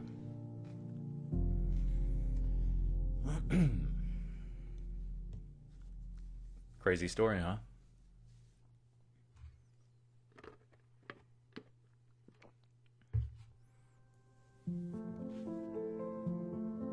Shall we continue?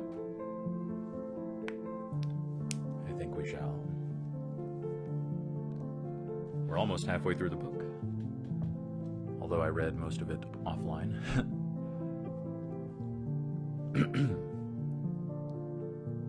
Crazy and beautiful, indeed.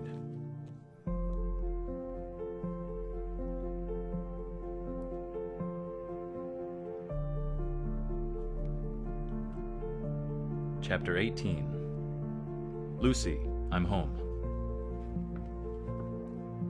One warm day early in our marriage, I walked to Carnegie Mellon, and Jay was at home. I remember this because that particular day became famous in our household as the day Jay managed to achieve the one-driver, two-car collision. Our minivan was in the garage, and my Volkswagen convertible was in the driveway.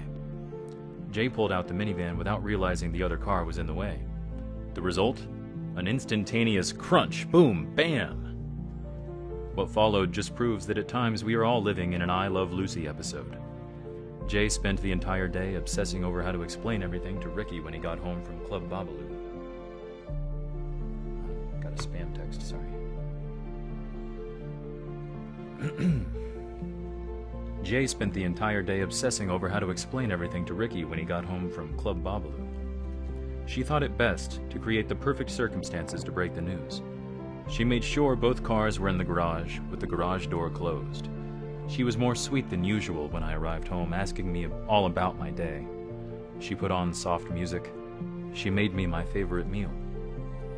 She wasn't wearing a negligee. I wasn't that lucky, but she did her best to be the perfect loving partner. The perfect loving partner. Toward the end of our terrific dinner, she said, "Randy, I have something to tell you. I hit one car with the other car." I asked her how it happened. I had her describe the damage. She said the convertible got the worst of it, but both cars were running fine. "Want to go in the garage and look at them?" she asked. "No," I said. "Let's just finish dinner." She was surprised. I wasn't angry. I hardly seemed concerned. As she would soon learn, my measured response was rooted in my upbringing. After dinner, we looked at the cars. I just shrugged, and I could see that for Jay, an entire day's worth of anxiety was just melting away. "Tomorrow morning," she promised, "I'll get estimates on the repairs." I told her that wasn't necessary. The dents would be okay. My parents had raised me to recognize that automobiles are there to get you from point A to point B. They are utilitarian devices, not expressions of social status. And so, I told Jay we did not need to do cosmetic repairs. We would just live with the dents and gashes. Jay was a bit shocked. "We're really going to drive around in dented cars?" she asked. "Well, you can't have just some of me, Jay," I told her. "You appreciate the part of me that didn't get angry because two things we own got hurt. But the flip side of that is my belief that you don't repair things if they still do what they're supposed to do. The cars still work. Let's just drive them." Okay, maybe this makes me quirky, but if your trash can or wheelbarrow has a dent in it, you don't buy a new one. Maybe that's because we don't use trash cans and wheelbarrows to communicate our social status or identity to others. For Jay and me, our dented cars became a statement in our marriage. Not everything needs to be fixed. End of chapter 18. So that's where I got that from. I was like, why didn't he say that in chapter 15?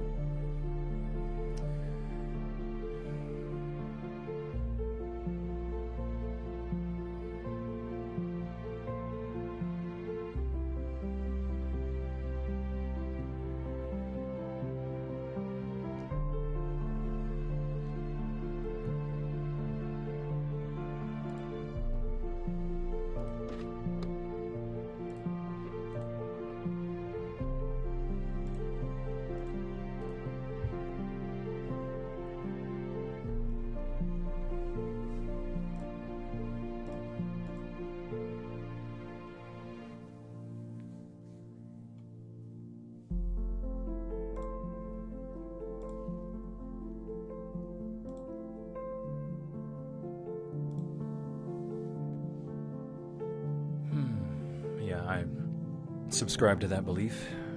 I think I believed that before I read it when I was in high school. Function over fashion.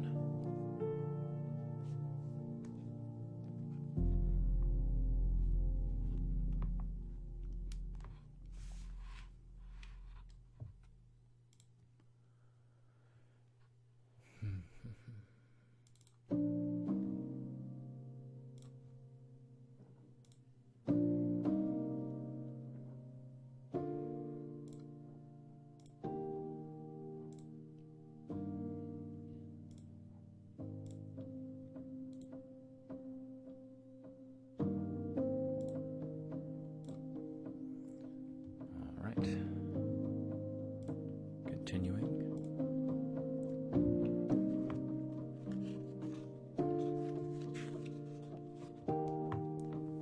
Function over fashion. Yeah, that was the way I like to put it. That's how I put it.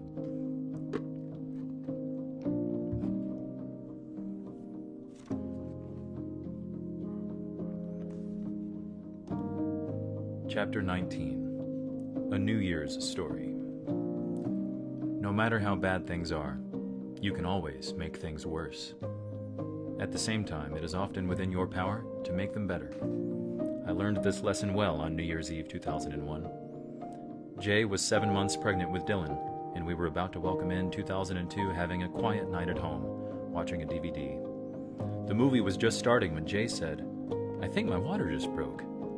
But it wasn't water. It was blood. Within an instant, she was bleeding so profusely that I realized there was no time to even call an ambulance. Pittsburgh's Maggie Women's Hospital was 4 minutes away, if I ignored red lights, which is what I did. When we got to the emergency room, doctors, nurses, and other hospital personnel descended with IVs, stethoscopes, and insurance forms. It was quickly determined that her placenta had torn away from the uterine wall. It's called placenta abrupta. With the placenta in such distress, the life support for the fetus was giving out.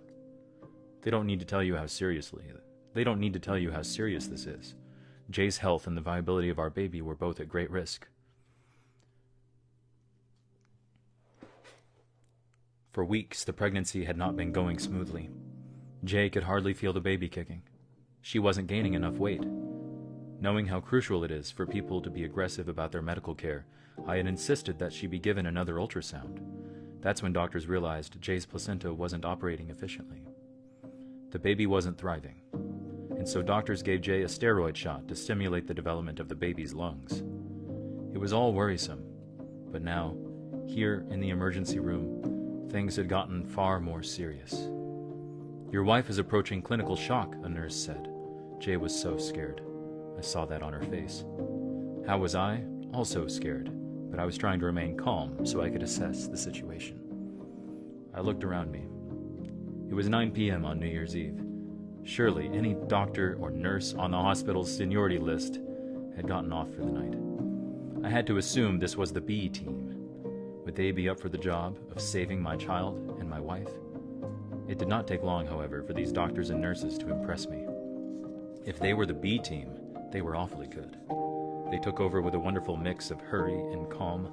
They didn't seem panicked. They carried themselves like they knew how to efficiently do what had to be done, moment by moment. And they said all the right things. As Jay was being rushed into surgery for an emergency C-section, she said to the doctor, "This is bad, isn't it?" I admired the doctor's response. It was the perfect answer for our times. "If we were really in a panic, we wouldn't have had you sign all the insurance forms, would we?" she said to Jay. "We wouldn't have taken the time." The doctor had a point. I wondered how often she used her hospital paperwork riff to ease patients' anxieties. Whatever the case, her words helped.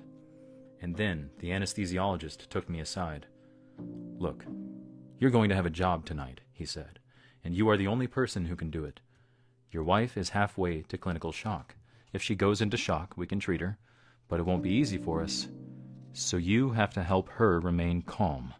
We want you to keep her with us." So often everyone pretends that husbands have an actual role when babies are born. "Breathe, honey. Good. Keep breathing. Good." My dad always found that coaching... Can't talk, sorry. My dad always found that coaching culture was amusing. Oh my God.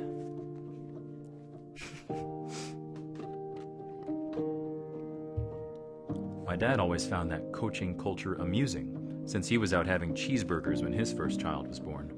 But now I was being given a real job. The anesthesiologist was straightforward, but I sensed the intensity of his request.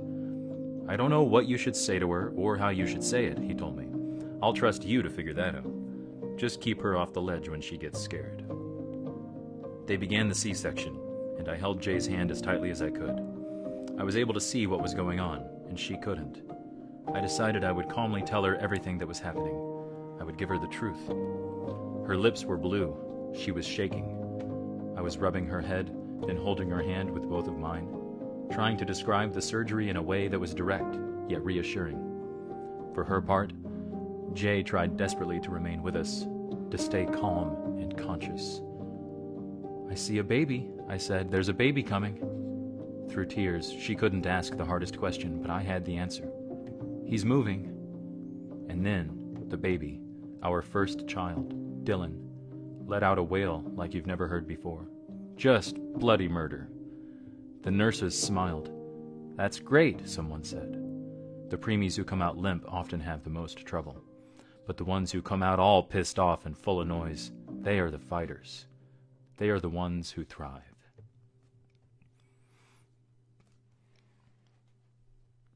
Dylan weighed 2 pounds, 15 ounces.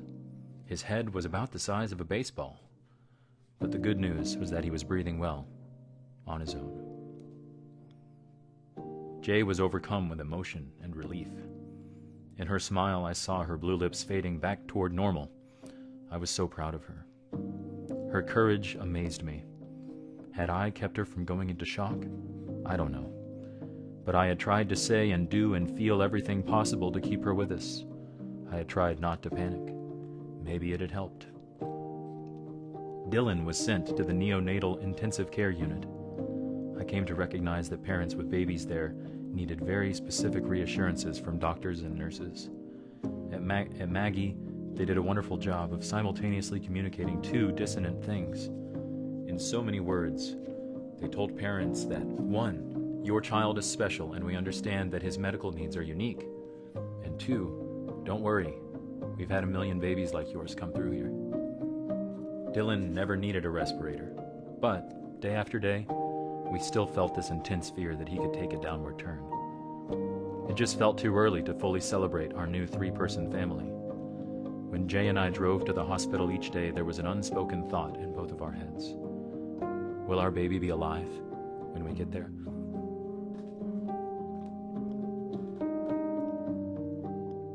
One day, we arrived at the hospital and Dylan's bassinet was gone. Jay almost collapsed from emotion. My heart was pounding. I grabbed the nearest nurse, literally by the lapels, and I couldn't even pull together complete sentences. I was gasping out fear in staccato. Baby. Last name Pausch. Where? In that moment, I felt drained in a way I can't quite explain. I feared I was about to enter a dark place I had never been invited to before. But the nurse just smiled. "Oh, your baby is doing so well that we moved him upstairs to an open-air bassinet," she said.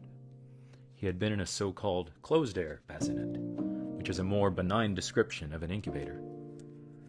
In relief, we raced up the stairs to the other ward, and there was Dylan, screaming his way into his childhood. Dylan's birth was a reminder to me of the roles we get to play in our destinies.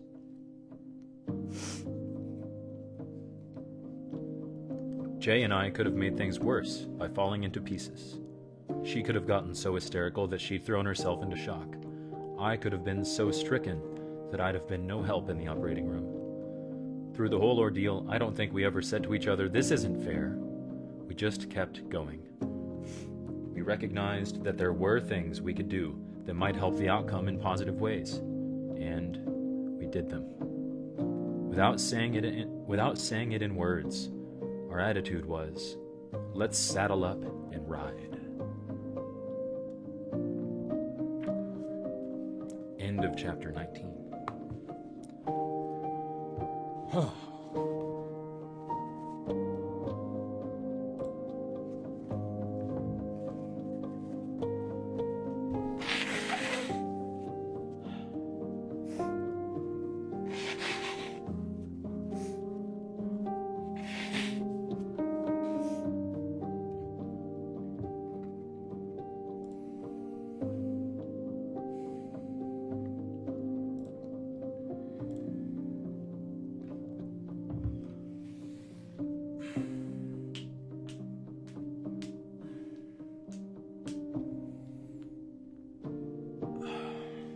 Don't cry. Sorry.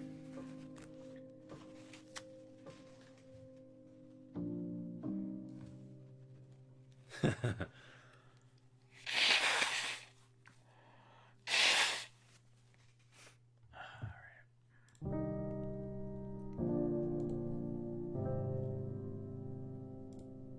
music was not helping.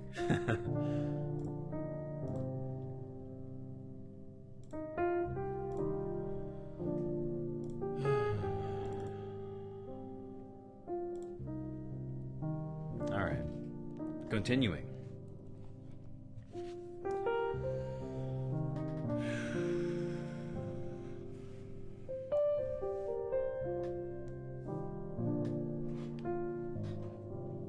JK, it's okay if you're crying. I'm almost crying too.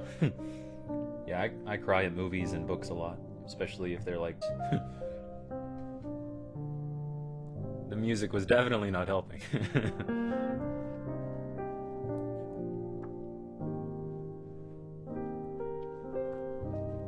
Write that down in my list of favorite chapters, I guess.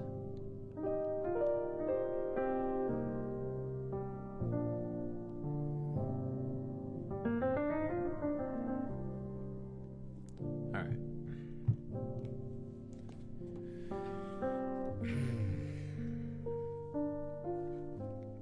Chapter 20. In 50 years, it never came up. After my father passed away in 2006, we went through his things. He was always so full of life, and his belongings spoke of his adventures. I found photos of him as a young man playing an accordion, as a middle-aged man dressed in a Santa suit. He loved playing Santa. And as an older man, clutching a stuffed bear bigger than he was. In another photo, taken on his 18th birthday, he was riding a roller coaster with a bunch of 20-somethings, and he had this great grin on his face. In my dad's things, I came upon mysteries that made me smile. My dad had a photo of himself.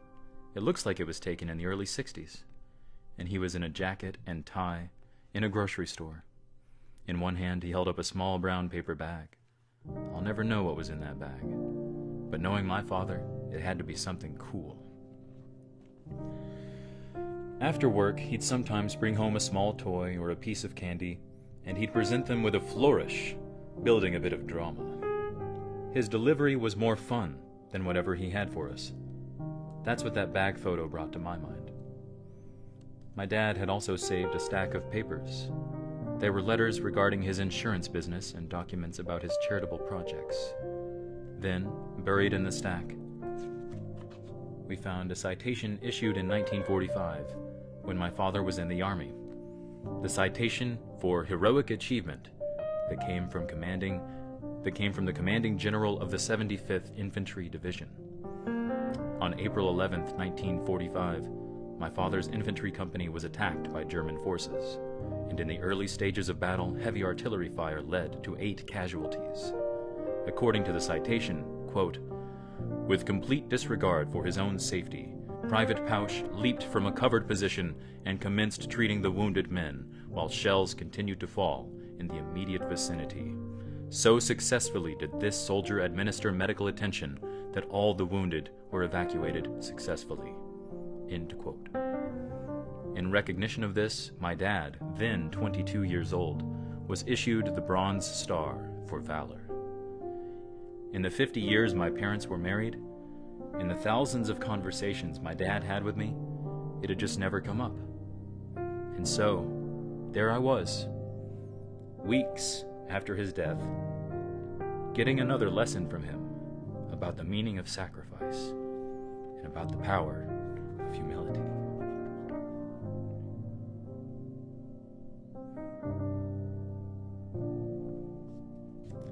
About the power of humility.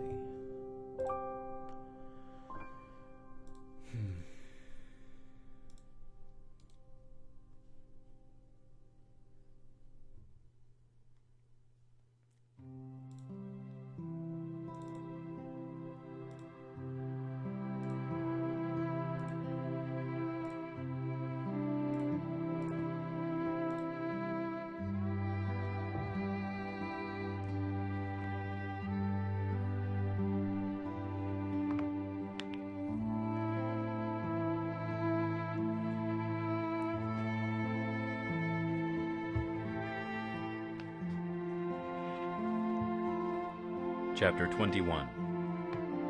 Jay. I have asked Jay what she has learned since my diagnosis. Turns out, she could write a book titled, "Forget the Last Lecture. Here's the Real Story." She is a strong woman, my wife. I admire her directness, her honesty, her willingness to tell it to me straight. Even now, with just months to go, we try to interact with each other as if everything is normal, and our marriage has decades to go. We discuss, we get frustrated, we get mad, we make up. Jay says she's still figuring out how to deal with me, but she's making headway. "You're always the scientist, Randy," I'll give you science. She used to tell me she had a gut feeling about something. Now, instead, she brings me data. For instance, we were going to visit my side of the family over this past Christmas, but they all had the flu. Jay didn't want to expose me or our kids to the chance of infection. I thought we should take the trip. After all, I won't have many more opportunities to see my family. "We'll all keep our distance," I said. "We'll be fine." Jay knew she would need data. She called a friend who was a nurse. She called 2 doctors who lived up the street. She got their medical opinions. They said it wouldn't be smart to take the kids. "I've got unbiased third-party medical authorities, Randy," she said. "Here's their input." Presented with the data, I relented. I went for a quick trip to see my family, and Jay stayed home with the kids. I did not get the flu. I know what you're thinking. Scientists like me probably aren't always easy to live with. Jay handles me by being frank. When I've gone off course, she lets me know, or gives me a warning. "Something is bugging me. I don't know what it is. When I figure it out, I'll tell you," she would say. At the same time, given my prognosis, Jay says she's learning to let some of the little stuff slide. That is a suggestion from our counselor. Dr. Reese has a gift for helping people recalibrate their home lives when one spouse has a terminal illness. Marriages like ours have to find a way to new normal. I'm a spreader. My clothes, clean and dirty, are spread around the room, and my bathroom sink is cluttered. It drives Jay crazy. Before I got sick, she would say something, but Dr. Reese has advised her not to let small things trip us up. Obviously, I ought to be neater. I owe Jay many apologies, but she has stopped telling me about the minor stuff that bugs her. Do we really want to spend our last months together arguing that I haven't hung up my khakis? We do not. So now Jay kicks my clothes into a corner and moves on. A friend of ours suggested that Jay keep a daily journal, and Jay says it helps. She writes in there the things that get on her nerves about me. Randy didn't put his plate in the dishwasher tonight, she wrote one night. He just left it there on the table and went to his computer. She knew I was preoccupied, heading to the internet to research possible medical treatments. Still, the dish on the table bothered her. I can't blame her. So she wrote about it, felt better, and again, we didn't have to get into an argument. Jay tries to focus on each day, rather than the negative things down the road. It's not helpful if we spend every day dreading tomorrow, she says. This last New Year's Eve, though, was very emotional and bittersweet in our house. It was Dylan's 6th birthday, so there was a celebration. We also were grateful that I had made it to the new year. But we couldn't bring ourselves to discuss the elephant in the room, the future New Year's Eves without me. I took Dylan to see a movie that day, Mr. Megorium's Wonder Emporium, about a toy maker. I had read an online description of the film, but it didn't mention that Mr. Megorium had decided it was time to die and hand over the shop to an apprentice. So there I was in the theater with Dylan on my lap, and he was crying about how Mr. Megorium was dying. Dylan doesn't yet know my prognosis. In my life, if my life were a movie, this scene of me and Dylan would get slammed by critics for over-the-top foreshadowing. There was one line in the film, however, that remains with me. The apprentice, played by Natalie Portman, tells the toy maker, Dustin Hoffman, that he can't die, he has to live, and he responds, "I already did that." Later that night, as the new year approached, Jay could tell I was depressed. To cheer me up, she reviewed the past year and pointed out some of the wonderful things that had happened. We had gone on romantic vacations, just the two of us, that we wouldn't have taken if cancer hadn't offered a reminder about the preciousness of time. We had watched the kids grow into their own. Our house was really filled with a beautiful energy and a great deal of love. Jay vowed she would continue to be there for me and the kids. "I have 4 very good reasons to suck it up and keep going, and I will," she promised. Jay also told me that one of the best parts of her day is watching me interact with the kids. She says my face lights up when Chloe talks to me. Chloe is 18 months old and is already talking in 4-word sentences. At Christmas, I had made an adventure out of putting the lights on the tree. Rather than showing Dylan and Logan the proper way to do it, carefully and meticulously, I just let them have at it, haphazardly. However they wanted to throw those lights on the tree was fine by me. We got video of the whole chaotic scene, and Jay says it was a magical moment that will be one of her favorite memories of our family together. Jay has gone on websites for cancer patients and their families. She finds useful information there, but she can't stay on too long. So many of the entries begin, "Bob's fight is over," "Jim's fight is over." I don't think it's helpful to keep reading all of that, she says. However, one entry she came upon moved her into action. It was written by a woman whose husband had pancreatic cancer. They planned to take a family vacation, but postponed it. He died before they could reschedule.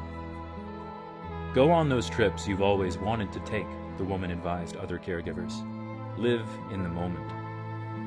Jay vows to keep doing just that. Jay has gotten to know people locally who are also caregivers of spouses with terminal illnesses, and she finds it helpful to talk to them. If she needs to complain about me or to vent about the pressures she's under, these conversations have been a good outlet for her. At the same time, she tries to focus on our happiest times. When I was courting her, I sent her flowers once a week. I hung stuffed animals in her office.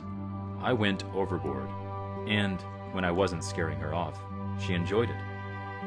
Lately, she says she had been pulling up her memories of Randy the Romantic, and that makes her smile and helps her get through her down moments. Jay, by the way, has lived out a good number of her childhood dreams. She wanted to own a horse. That never happened, but she has done a lot of riding. She wanted to go to France. That happened. She lived in France one summer in college. And most of all, she dreamed as a girl of having children of her own someday. I wish I had more time to help her realize other dreams. But the kids are a spectacular dream fulfilled, and there is great solace in that for both of us. When Jay and I talk about the lessons she has learned from our journey, she talks about how we found strength in standing together, shoulder to shoulder. She says she's grateful that we can talk, heart to heart. And then she tells me about how my clothes are all over the room, and it's very annoying, but she's giving me a pass, all things considered. I know. Before she starts scribbling in her journal, I owe it to her to straighten up my mess. I will try harder. It's one of my New Year's resolutions.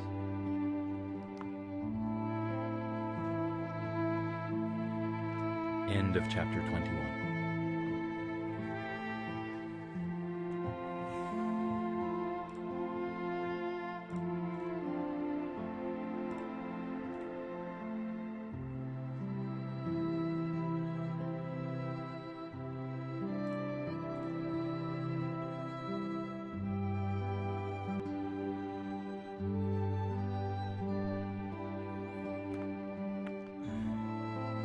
Sorry, that was me popping my neck.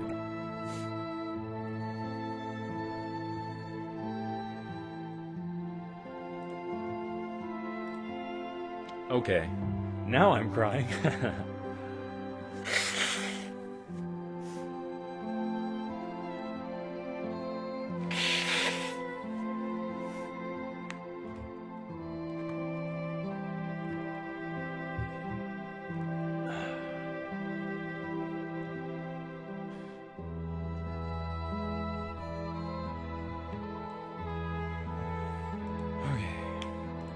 I must use the restroom real quick. I will be right back, and then we will continue. Oh wait, let me check the page number. Yep, we are. And you are crying too. Really? How could you tell? I'm just kidding. Yeah, I try not to get as choked up. We are crying. Crying is what we are.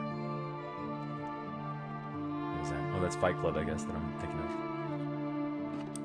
I must use the restroom and get more water. I'll be right back, I promise.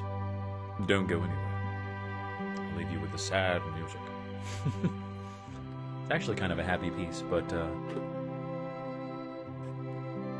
sometimes happy pieces make sad moments sadder. There's a great YouTube video on the channel Sideways about that, about how Pixar does it in the movie Up and other movies. Happy music makes sad things sadder.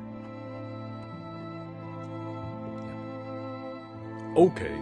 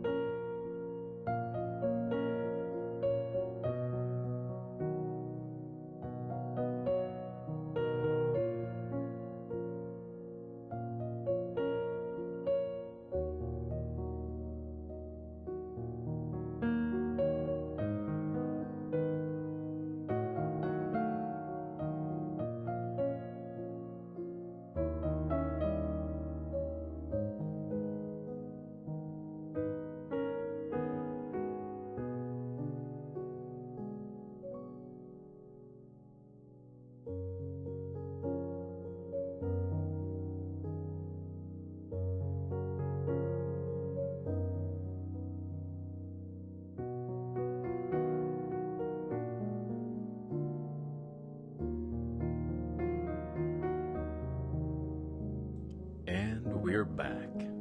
Thank you for waiting.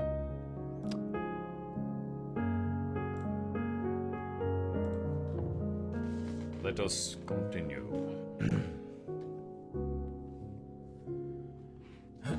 Let me, try to clear my throat a little bit, huh?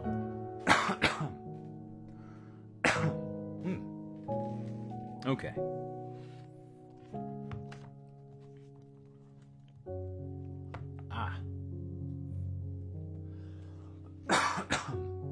All right.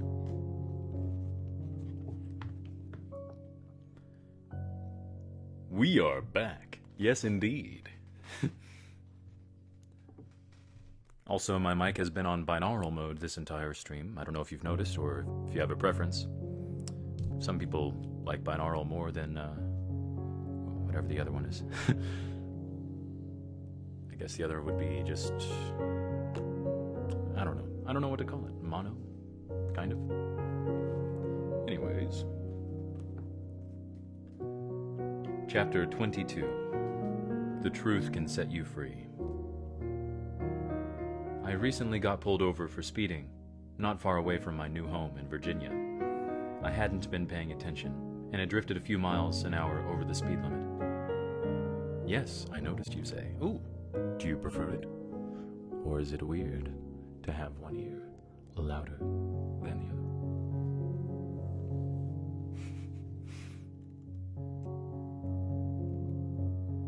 other? I hadn't been paying attention, and I had drifted a few miles an hour over the speed limit. Can I see your license and registration? The police officer asked me. I pulled both out for him, and he saw my Pittsburgh address on my Pennsylvania driver's license. What are you doing here? He asked. You with the military? No, I'm not, I said. I explained that I had just moved to Virginia, and I hadn't had time to re-register yet. So what brings you here? He had asked a direct question. Without thinking very hard, I gave him a direct answer. Well, officer, I said, since you've asked, I have terminal cancer. I have just months to live. We've moved down here to be close to my wife's family. The officer cocked his head and squinted at me. So you got cancer, he said flatly. He was trying to figure me out. Was I really dying? Was I lying? He took a long look at me. You know, for a guy who has only a few months to live, you sure look good. He was obviously thinking either this guy's pulling one big fat line on me or he's telling the truth, and I have no way of knowing. This was not an easy encounter for him because he was trying to do the near impossible. He was trying to question my integrity without directly calling me a liar, and so he had forced me to prove that I was being honest. How would I do that? Well, officer, I know that I look pretty healthy. It's really ironic. I look great on the outside, but the tumors are on the inside. And then, I don't know what possessed me, but I just did it. I pulled up my shirt, revealing huge surgical scars. The cop looked at my scars. He looked in my eyes. I could see on his face, he now knew he was talking to a dying man. And if by some chance I was the most brazen con man he'd ever stopped, well, he wasn't taking this any further. He handed me back my license. Do me a favor, he said. Slow down from now on. The awful truth had set me free. As he trotted back to his police car, I had a realization. I have never been one of those gorgeous blondes who could bat her eyelashes and get out of tickets. I drove home under the speed limit, and I was smiling like a beauty queen. I don't mind the binaural, by the way.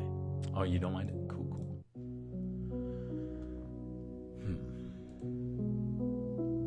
It's just that for reading, the microphones say that we ought to use the...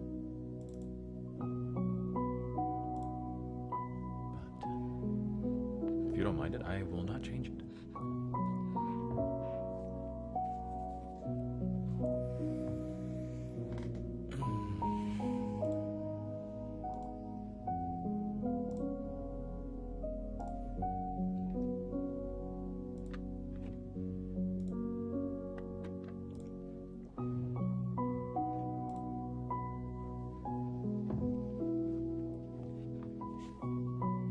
Section 4. Enabling the Dreams of Others.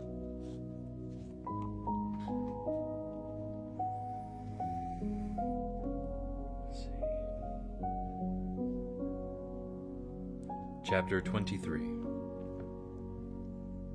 I'm on my honeymoon, but if you need me... Jay sent me out to buy a few groceries the other day. After I found everything on the list, I figured I'd get out of the store faster if I used the self-scan aisle. I slid my credit card into the machine, followed the directions, and scanned my groceries myself. The machine chirped, beeped, and said I owed $16.55, but issued no receipt. So I swiped my credit card again and started over. Soon, 2 receipts popped out. The machine had charged me twice. At that point, I had a decision to make. I could have tracked down the manager, who would have listened to my story, filled out some form, and taken my credit card to his register to remove one of the $16.55 charges. The whole tedious ordeal could have stretched to 10 or even 15 minutes. It would have been zero fun for me. Given my short road ahead, did I want to spend those precious minutes getting that refund? I did not. Could I afford to pay the extra $16.55? I could. So I left the store, happier to have 15 minutes than $16. All my life, I've been very aware that time is finite. I admit I'm overly logical about a lot of things, but I firmly believe that one of my most appropriate fixations has been to manage time well. I've railed about time management to my students. I've given lectures on it. And because I've gotten so good at it, I really do feel I was able to pack a whole lot of life into the shortened lifespan I've been handed. Here's what I know. Time must be explicitly managed like money. My students would sometimes roll their eyes at what they called Pauschisms, but I stand by them. Urging students not to invest time on irrelevant details, I tell them it doesn't matter how well you polish the underside of the banister. You can always change your plan, but only if you have one. I'm a big believer in to-do lists. It helps us break life into small steps. I once put get tenure on my to-do list. That was naive. The most useful to-do lists break tasks into small steps. It's like when I encourage Logan to clean his room by picking up one thing at a time. Ask yourself, are you spending your time on the right things? You may have causes, goals, interests. Are they even worth pursuing? I've long held on to a clipping from a newspaper in Roanoke, Virginia. It featured a photo of a pregnant woman who had lodged a protest against a local construction site. She worried that the sound of jackhammers was injuring her unborn child. But get this, in the photo, the woman is holding a cigarette. If she cared about her unborn child, the time she spent railing against jackhammers would have been better spent putting out that cigarette. Develop a good filing system. When I told Jay I wanted to have a place in the house where we could file everything in alphabetical order, she said I sounded way too compulsive for her tastes. I told her, filing in alphabetical order is better than running around and saying, I know it was blue and I know I was eating something when I had it. Rethink the telephone. I live in a culture where I spend a lot of time on hold, listening to, your call is very important to us. Yeah, right. That's like a guy slapping a girl in the face on a first date and saying, I actually do love you. Yet, that's how modern customer service works. And I reject that. I make sure I am never on hold with a phone against my ear. I always use a speakerphone, so my hands are free to do something else. I've also collected techniques for keeping unnecessary calls shorter. If I'm sitting while on the phone, I never put my feet up. In fact, it's better to stand when you're on the phone. You're more apt to speed things along. I also like to have something in view on my desk that I want to do, so I have the urge to wrap things up with the caller. Over the years, I've picked up other phone tips. Want to quickly dispatch telemarketers? Hang up while you're doing the talking and they're listening. They'll assume your connection went bad, and they'll move on to their next call.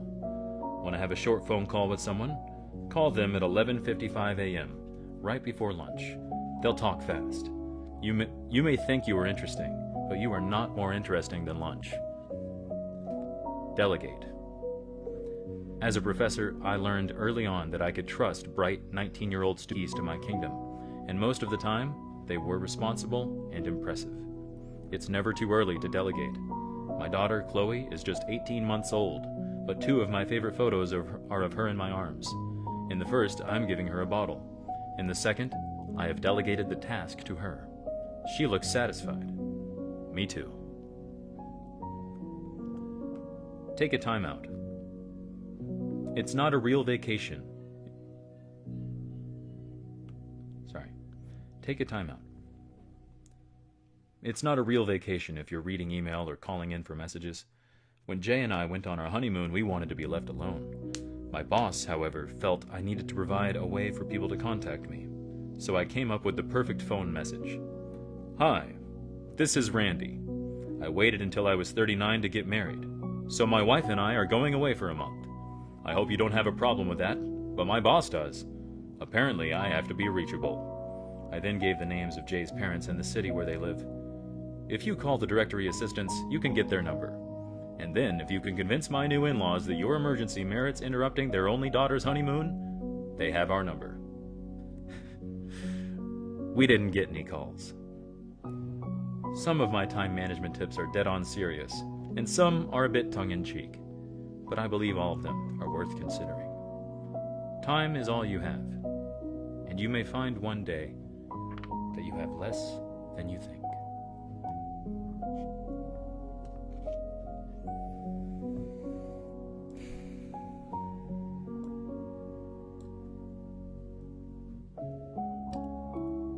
Oh, by the way, end of chapter 23.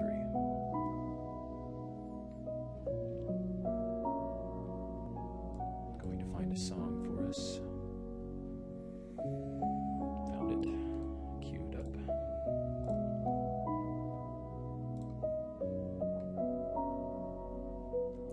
We can talk, I guess, about the chapter and things. But in about 36 seconds, a song called Time is the Final Currency by David Crosby is going to start playing. 33? No. That was the end of chapter 23. Sorry, did I say 33? Sorry. It would not surprise me if I did.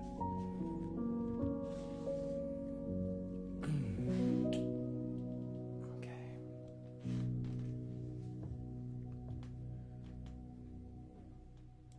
Turning the music up. I'll turn it back down after this song.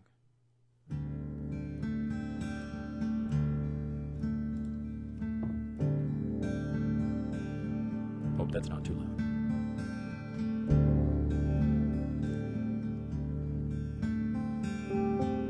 I may even try to sing along. Time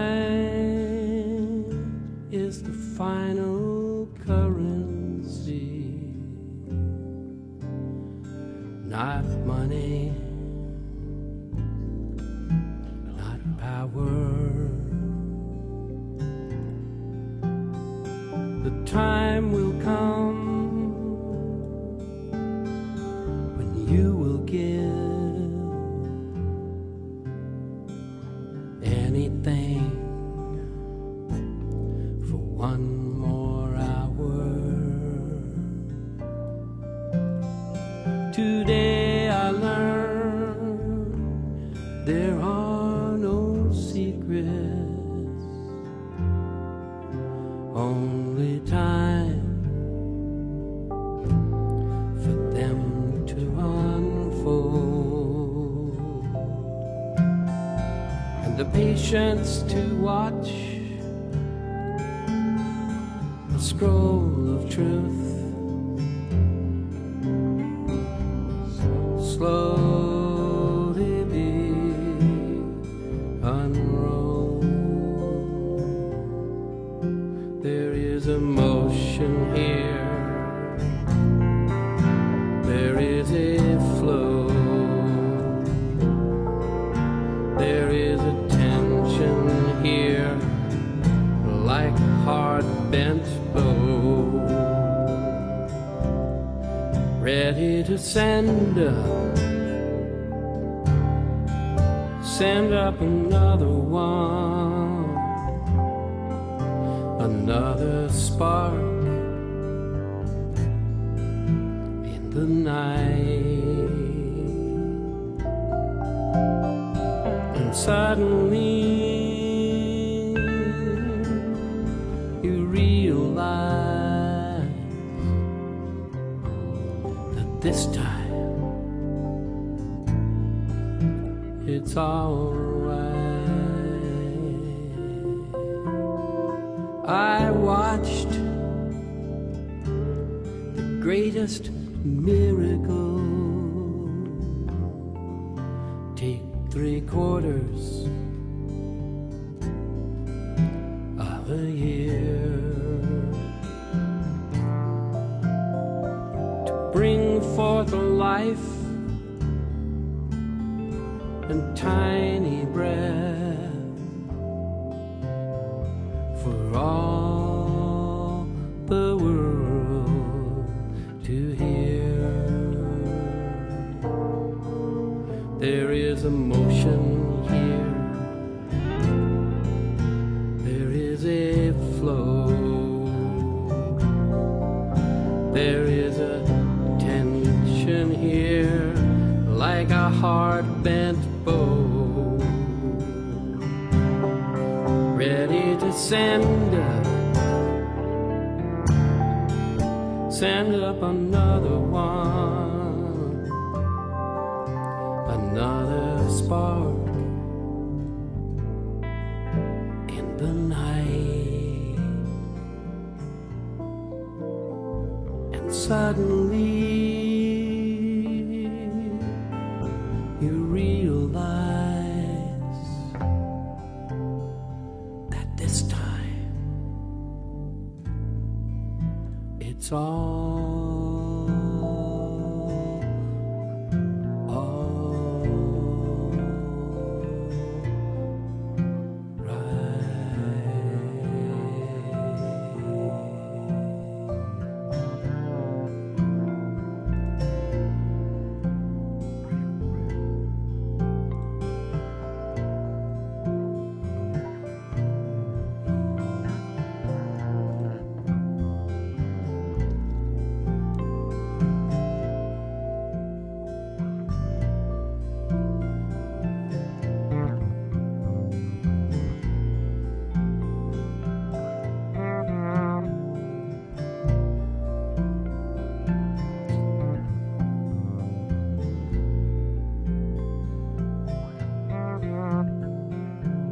Hello, Anita Daniel.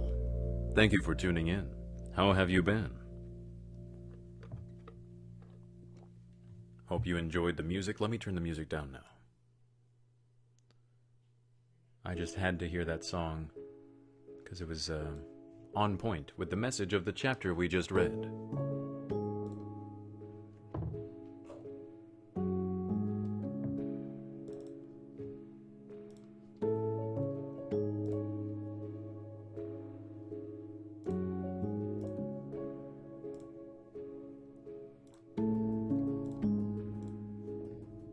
Good, good. Glad to hear that.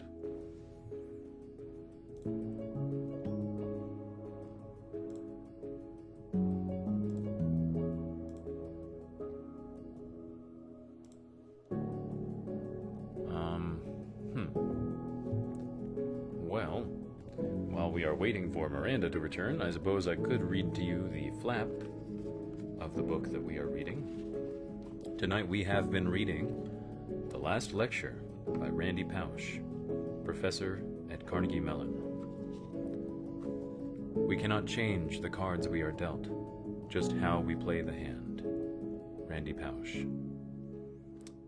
A lot of professors give talks titled The Last Lecture. In these talks, professors are asked to consider their demise and to ruminate on what matters most to them. And while they speak, audiences can't help but mull the same questions. What wisdom would we impart to the world if we knew it was our last chance? If we had to vanish tomorrow, what would we want as our legacy? When Randy Pausch, a computer science professor at Carnegie Mellon, was asked to give such a lecture, he did not have to imagine it as his last, since he had recently been diagnosed with terminal cancer.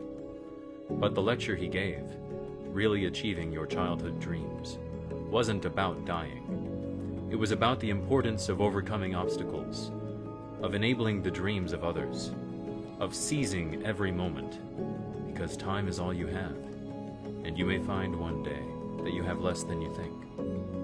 It was a summation of everything Randy had come to believe. It was about living.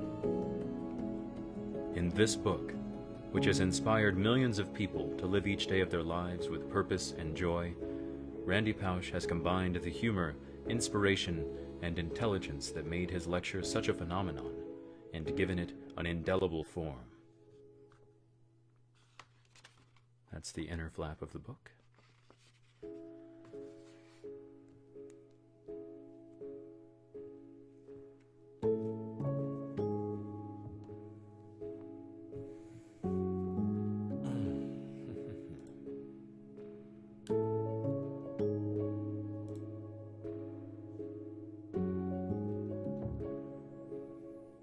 What do you think, Anita? Does it sound interesting?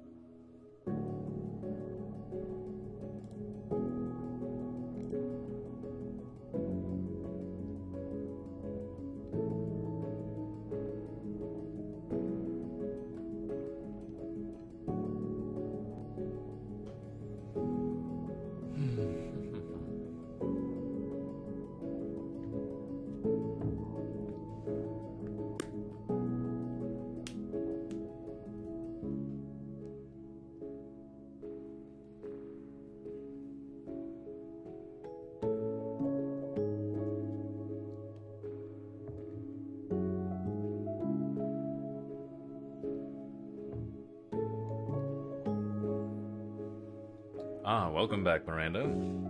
I was putting off starting the next chapter without you. I think Anita must have left. Welcome back.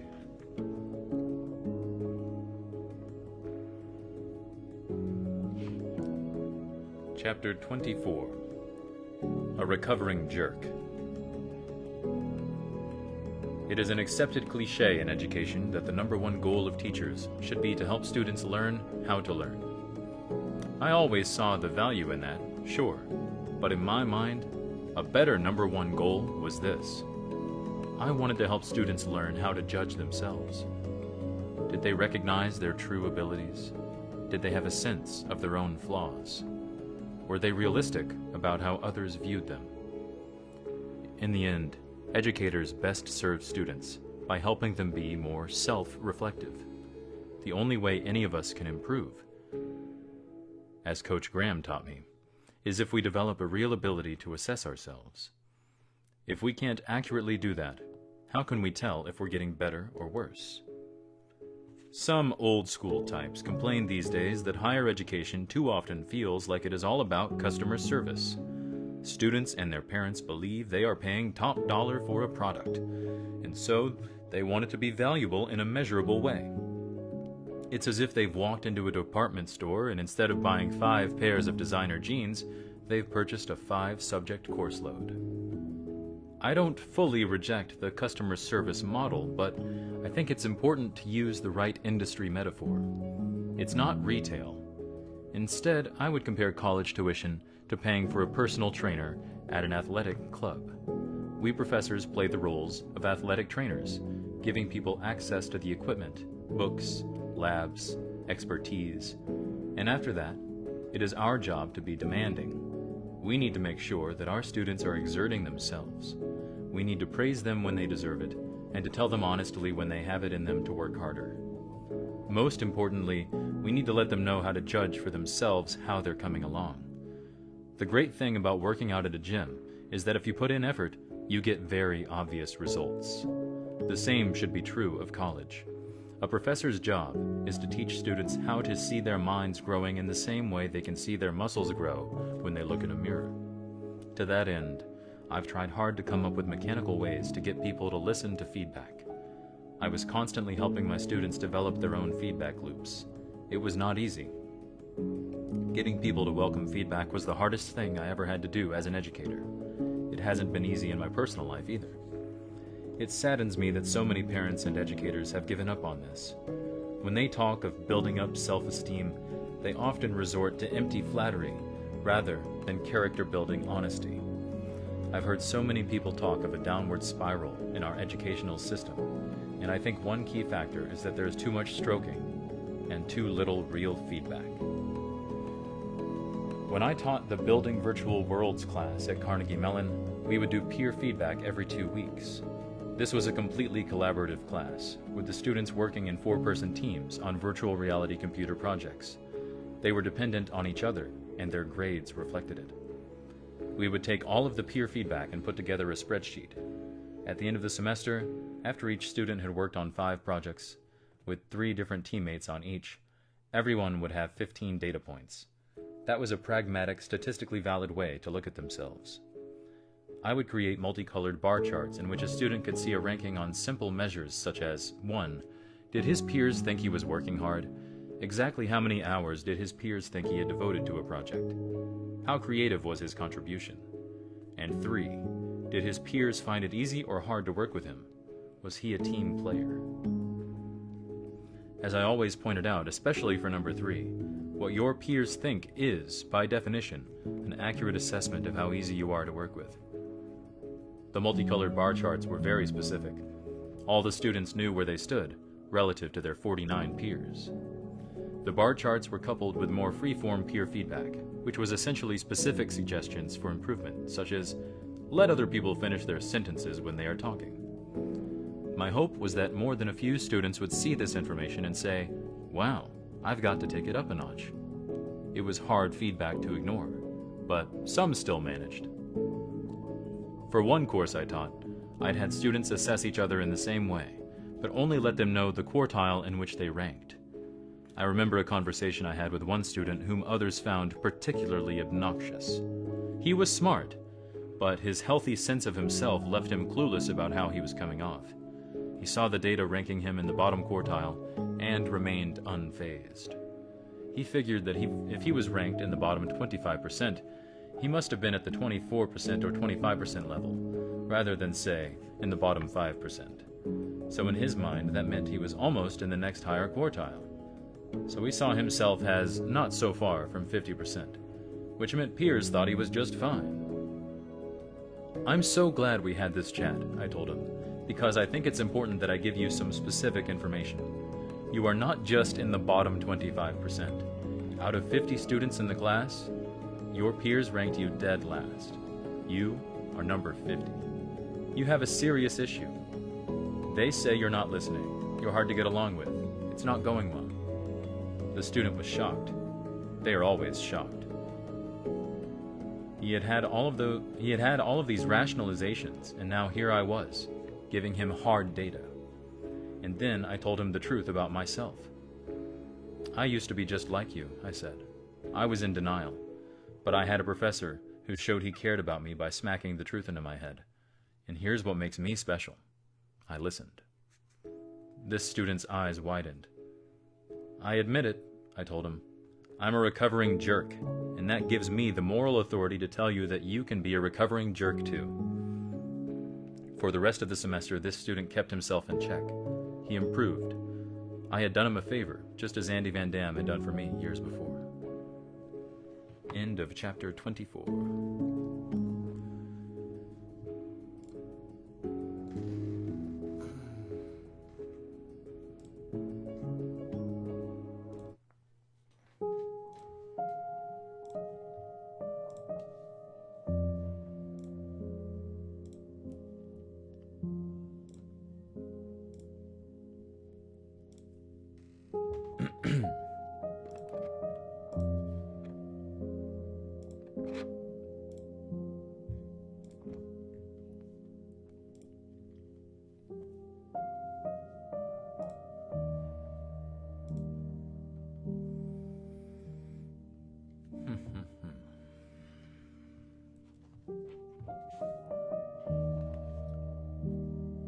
Chapter 25.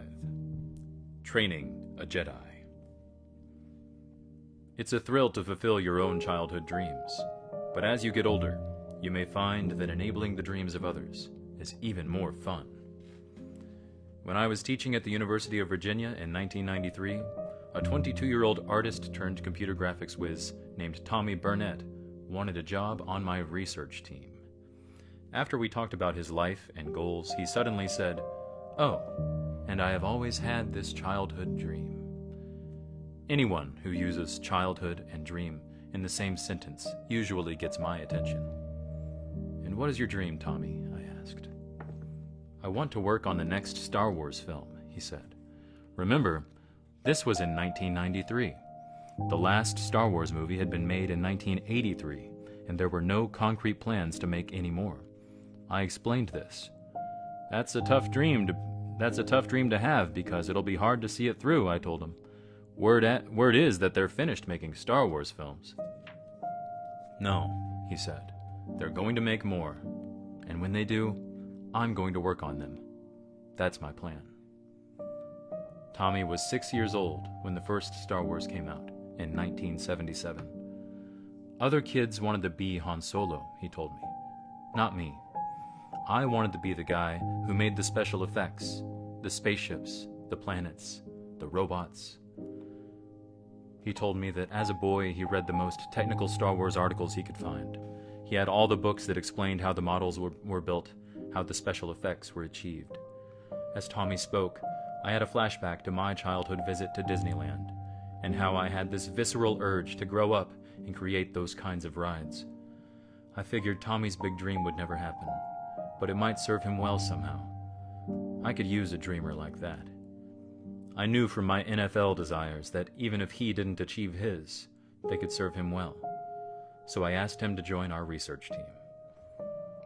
Tommy will tell you I was a pretty tough boss. As he now recalls it, I rode him hard and had very high expectations, but he also knew I had his best interests at heart. He compares me to a demanding football coach. I guess I was channeling Coach Graham. Tommy also says that he learned not just about virtual reality programming from me, but also about how work colleagues need to be like a family of sorts. He remembers me telling him, "I know you're smart, but everyone here is smart. Smart is not enough. The kind of people I want on my research team are those who will help everyone else feel happy to be here." Tommy turned out to be just that kind of team player. After I got tenure, I brought Tommy and others on my research team down to Disney World as a way of saying thanks.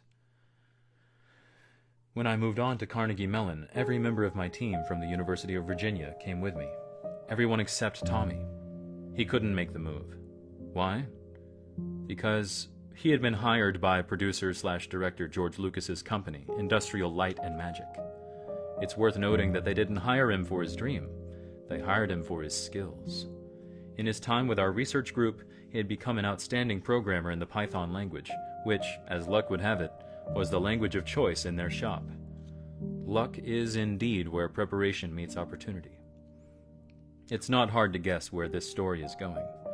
3 new Star Wars films would be made, in 1999, 2002, and 2005 respectively. And Tommy would end up working on all 3 of them. On Star Wars Episode II, Attack of the Clones, Tommy was a lead technical director. There was an incredible 15-minute battle scene on a rocky red planet pitting clones against droids, and Tommy was the guy who planned it all out.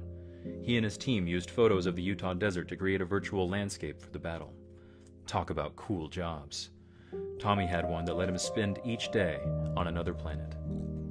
A few years later, he was gracious enough to welcome me and my students on a visit to Industrial Light and Magic. My colleague Don Marinelli had started an awesome tradition of taking students on a trip out west every year, so they could check out entertainment and high-tech companies that might give them a start in the world of computer graphics. By then, a guy like Tommy was a god to these students. He was living their dreams.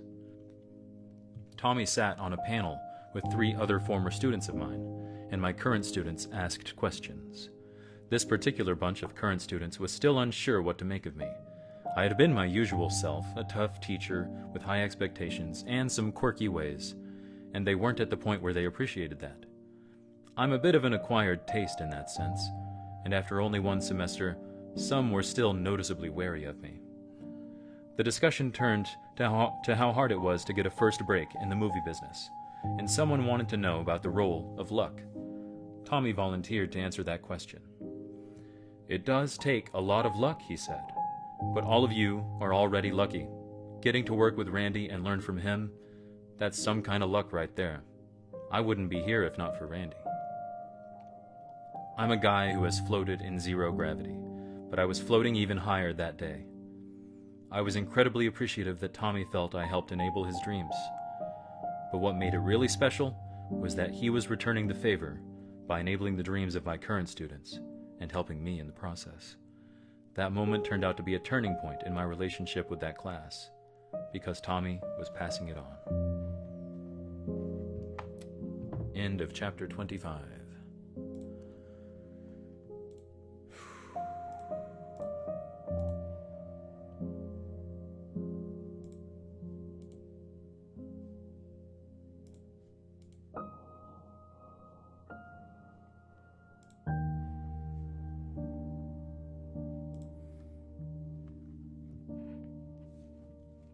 Hello, new viewer. Thank you for tuning in. How have you been? Hope you've been enjoying the last lecture by Randy Pausch so far. For what little of it you just heard.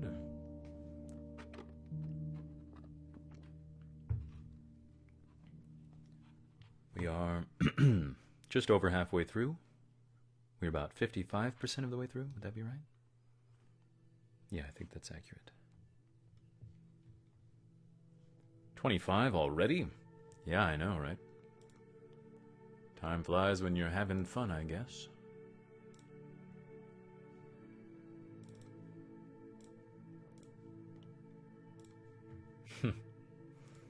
We shall continue, I suppose. Just wanted to get the next music track going. Alright, there we go. Chapter 26. They just blew me away. People who know me say I'm an efficiency freak. Obviously, they have me pegged.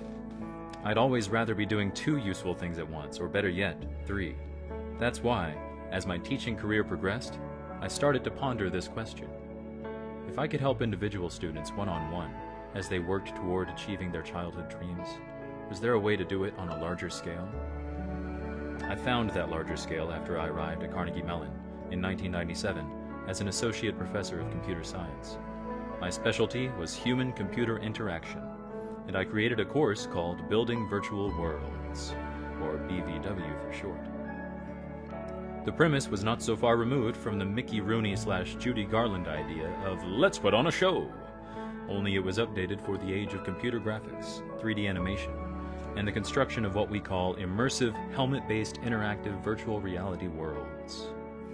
I opened the course to 50 undergraduates from all different departments of the university. We had actors, English majors, and sculptors mixed with engineers, math majors, and computer geeks.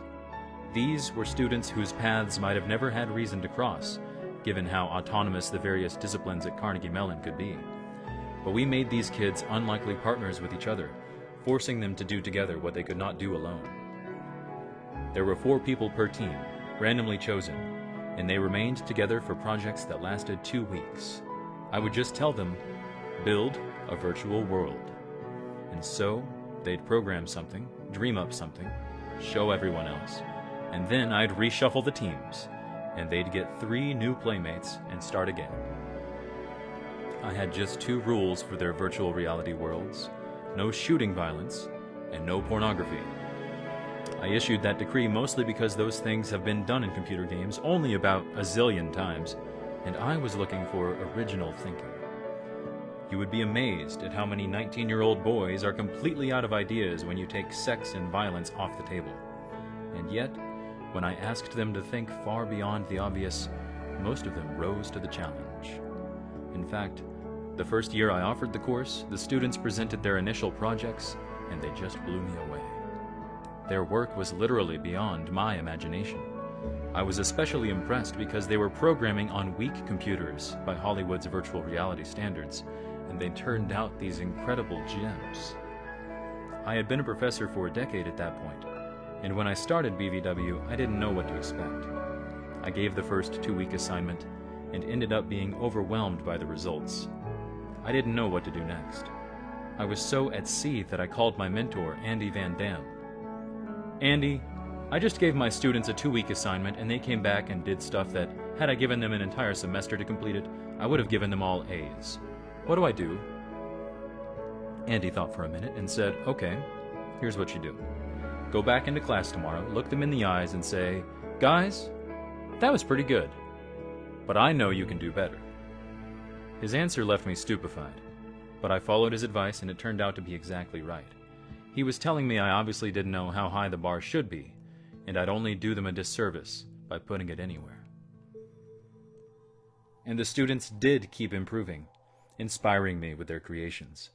Many projects were just brilliant, ranging from You Are There whitewater rafting adventurers, to romantic gondola trips through Venice, to roller skating ninjas. Some of my students created completely unlikely existential worlds, populated by lovable 3D creatures they first dreamed about as kids. On show and tell days I'd come to class, and in the room would be my 50 students, and another 50 people I didn't recognize. Roommates, friends, parents. I'd never had parents come to class before, and it snowballed from there. We ended up having such large crowds on presentation days that we had to move into a larger auditorium.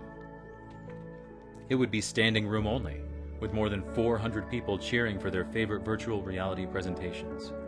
Carnegie Mellon's president, Jared Cohen, once told me that it felt like an Ohio State pep rally, except it was about academics. On presentation days, I always knew which projects would be the best. I could tell by the body language. If students in a particular group were standing close together, I knew they had bonded, and that the virtual world they created would be something worth seeing. What I most loved about all of this was that teamwork was so central to its success. How far could these students go? I had no idea. Could they fulfill their dreams? The only sure answer I had for that one was, in this course, you can't do it alone.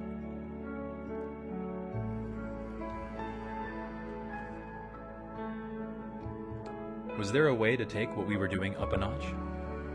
Drama professor Don Baronelli and I, with the university's blessing, made this thing out of whole cloth that was absolutely insane. It was, and is still, called the Entertainment Technology Center, www.etc.cmu.edu. But we liked to think of it as the Dream Fulfillment Factory, a 2-year master's degree program in which artists and technologists came together to work on amusement rides, computer games, animatronics, and anything else they dreamed up. The sane universities never went near this stuff, but Carnegie Mellon gave us explicit license to break the mold. The two of us personified the mix of arts and technology, right brain and left brain, drama guy and computer guy. Given how different Don and I were, at times we became each other's brick walls. But we always managed to find a way to make things work. The result was that students often got the best of our divergent approaches, and they certainly got role models on how to work with people different from themselves. The mix of freedom and teamwork made the feeling in the building absolutely electric. Companies rapidly found out about us, and were actually offering written 3-year commitments to hire our students, which meant they were promising to hire people we hadn't even admitted yet. Don did 70% of the work on the ETC and deserves more than 70% of the credit. He has also created a satellite campus in Australia, with plans for other campuses in Korea and Singapore. Hundreds of students I will never know, all over the world, will be able to fulfill their craziest childhood dreams. That feels great. End of chapter 26.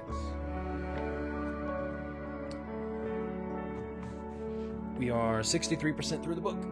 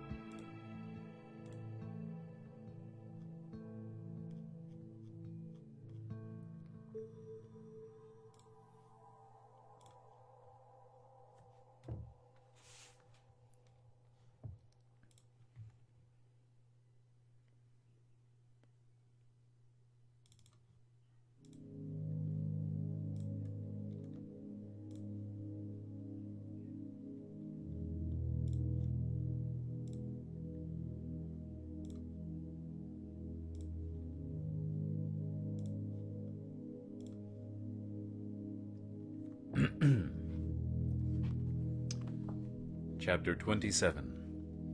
The Promised Land. Enabling the dreams of others can be done on several different scales. You can do it one-on-one, the way I worked with Tommy, the Star Wars dreamer. You can do it with 50 or 100 people at a time, the way we did it in Building Virtual Worlds class or at the ETC. And if you have large ambitions and a measure of chutzpah, you can attempt to do it on a grand scale, trying to enable the dreams of millions of people. I'd like to think that's the story of Alice, the Carnegie Mellon software teaching tool I was lucky enough to help develop. Alice allows introductory computing students, and anyone else, young or old, to easily create animations for telling a story, playing an interactive game, or making a video. It uses 3D graphics and drag-and-drop techniques to give users a more engaging, less frustrating first programming experience. Alice is offered free as a public service by Carnegie Mellon, and more than 1 million people have downloaded it. In the years ahead, usage is expected to soar. To me, Alice is infinitely scalable. It's scalable to the point where I can picture tens of millions of kids using it to chase their dreams. From the time we started Alice in the early 1990s, I've loved that it teaches computer programming by the use of the head fake. Remember the head fake? That's when you teach somebody something by having them think they're learning something else. So students think they're using Alice to make movies or to create video games. The head fake is that they're actually learning how to become computer programmers. Walt Disney's dream for Disney World was that it would never be finished. He wanted it to keep growing and changing forever. In the same way, I am thrilled that future versions of Alice now being developed by my colleagues will be even better than what we've done in the past. In upcoming iterations, people will think they're writing movie scripts, but they'll actually be learning the Java programming language. And thanks to my pal Steve Seabolt at Electronic Arts, we've gotten the okay to use characters from the best-selling personal computer video game in history, The Sims. How cool is that? I know the project is in terrific hands. Alice's lead designer is Dennis Cosgrove, who was a student of mine at the University of Virginia. Another former student who became a colleague is Caitlin Kelleher. She looked at Alice in its earliest stages and said to me, "I know this makes programming easier, but why is it fun?" I replied, "Well, I'm a compulsive male and I like to make little toy soldiers move around on my command, and that's fun." So Caitlin wondered how Alice could be made just as fun for girls, and figured storytelling was the secret to getting them interested. For her PhD dissertation, she built a system called Storytelling Alice. Now a computer science professor at Washington University in St. Louis, Dr. Kelleher, is developing new systems that revolutionize how young girls get their first programming experiences. She demonstrated that if it is presented as a storytelling activity, girls become perfectly willing to learn how to write software. In fact, they love it. It's also worth noting that it in no way turns the boys off. Everybody loves telling stories. It's one of the truly universal things about our species. So in my mind, Caitlin wins the all-time best head fake award. In my last lecture, I mentioned that I now have a better understanding of the story of Moses and how he got to see the Promised Land, but never got to set foot in it. I feel that way about all the successes ahead for Alice. I wanted my lecture to be a call to my colleagues and students to go on without me, and to know I have confidence that they will do great things. You can keep tabs on their progress at www.alice.org. Through Alice, millions of kids are going to have incredible fun while learning something hard. They'll develop skills that could help them achieve their dreams. If I have to die, I am comforted by having Alice as a professional legacy. So it's okay that I won't set foot in the promised land. It's still a wonderful sight. End of chapter 27.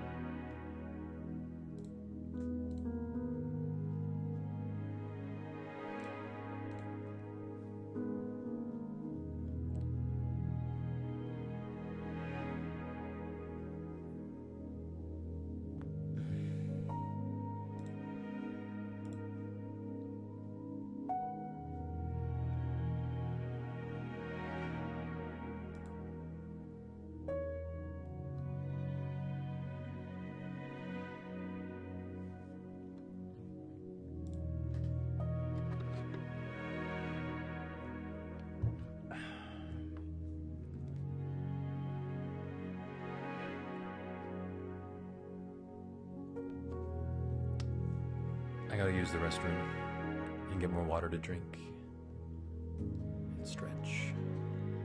I'll be right back.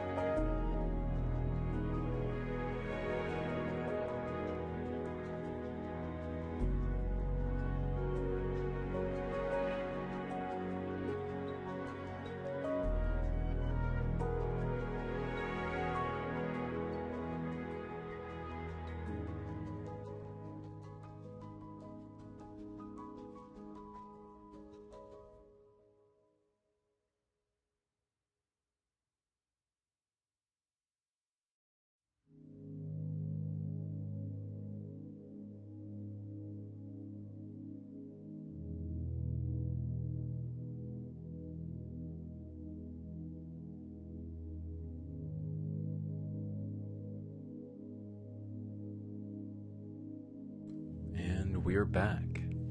Welcome back, Midnight. Thank you for tuning in again. How have you been again?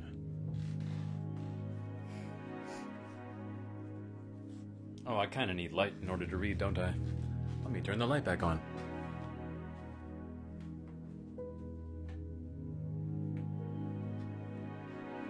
And let me close my bedroom window blinds. It's too dark outside to have them open.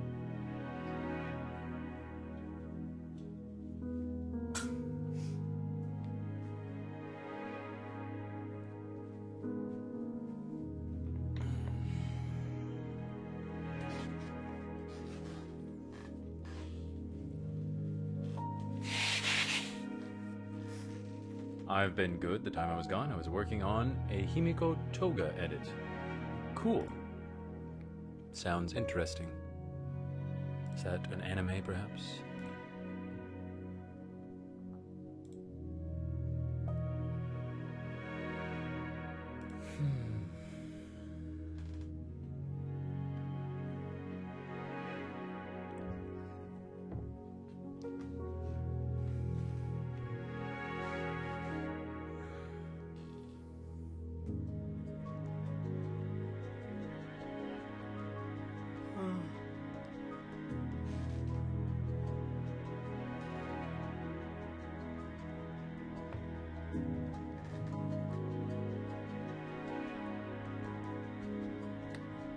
I think we shall continue.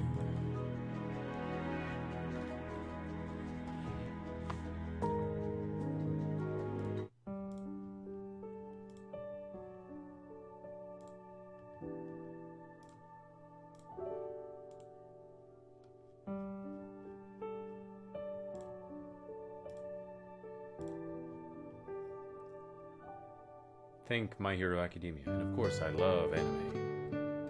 Cool. I don't know much in the way of anime. I've seen the good half of Death Note, and I've seen the first 5 or so episodes of JoJo's Bizarre Adventure. And I liked both of those, but I just haven't gotten around to watching any other anime.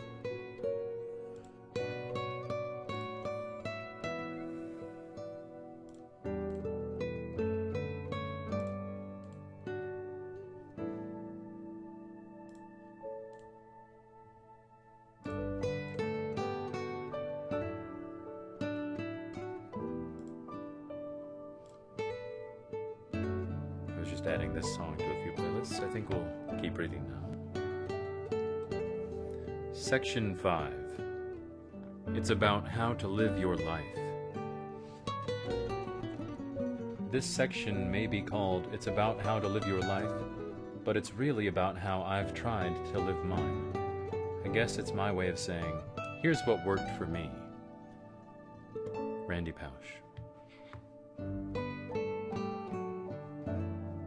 Yeah, I guess you could request a song. I don't really see why not. Chapter 28. Dream Big. Men first walked on the moon during the summer of 1969, when I was 8 years old. I knew then that pretty much anything was possible.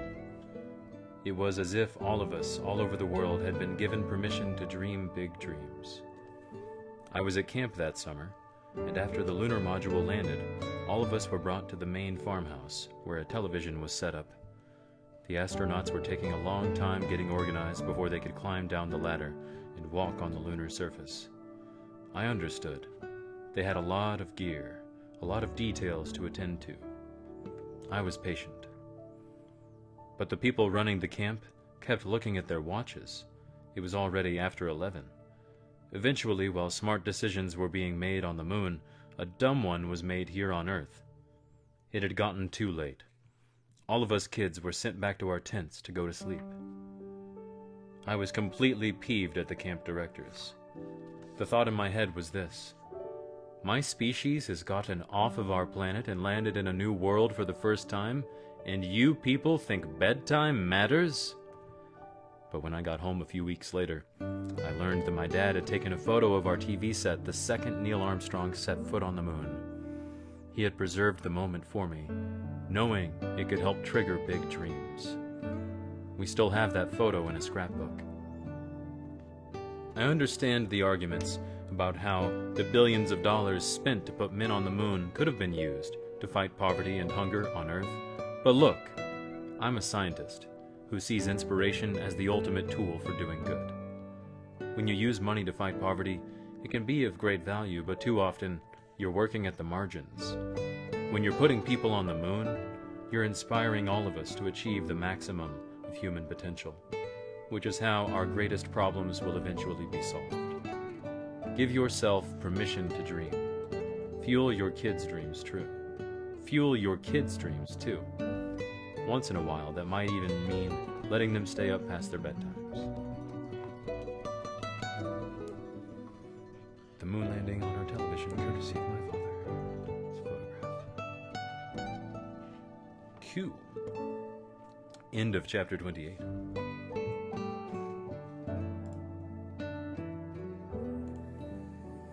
I will look up your song momentarily.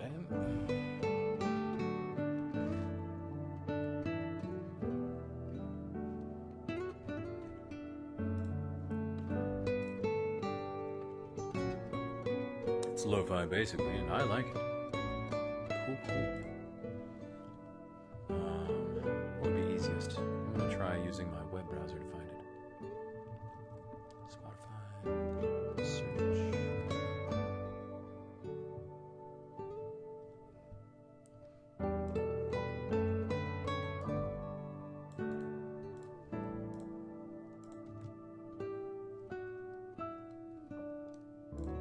By L. Dre. Oh, that was it.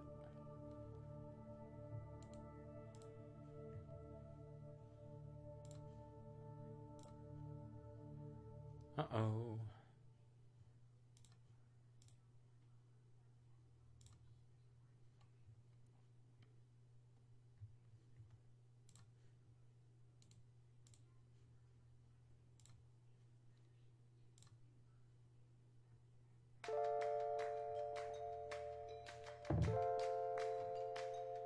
I think I might have heard this somewhere before. It's just the main theme of the show Gravity Falls, isn't it?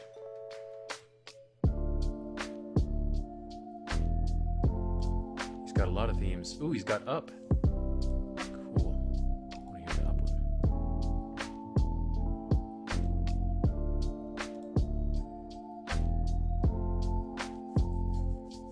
Alrighty.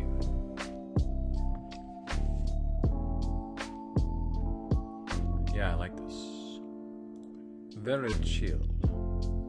Add it to a few playlists.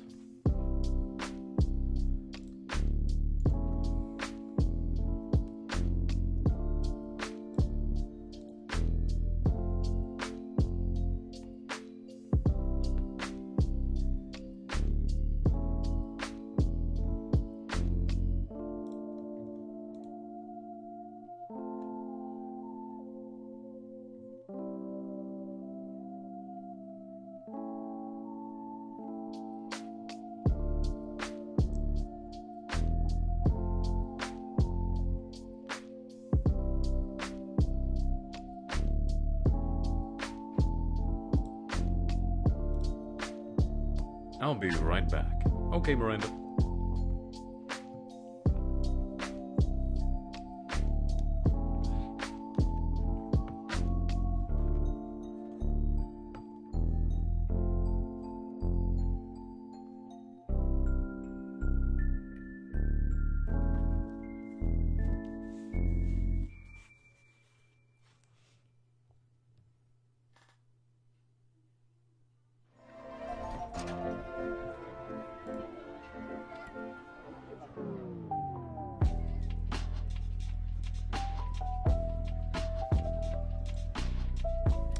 I have an entire lo-fi playlist on Spotify, lol, and what's sad, I have a playlist called Songs I Cry To on Sad Days. I question myself so much at this point. I have playlists like that too. I added these to my lo-fi playlist on Spotify, and I have at least one crying playlist for sure. Let's see. Yeah. More like two crime playlists, I guess. Or 2 or 3. Huh. Do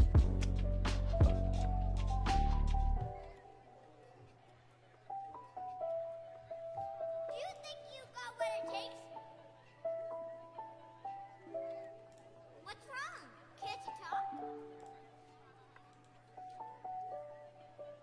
Hey, I don't bite.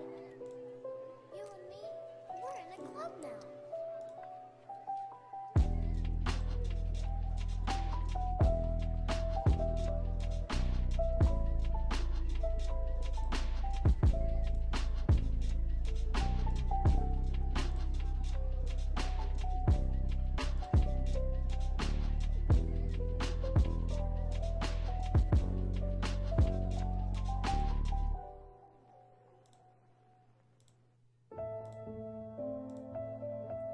Yay, back to sad piano. Uh-oh. Oh, okay.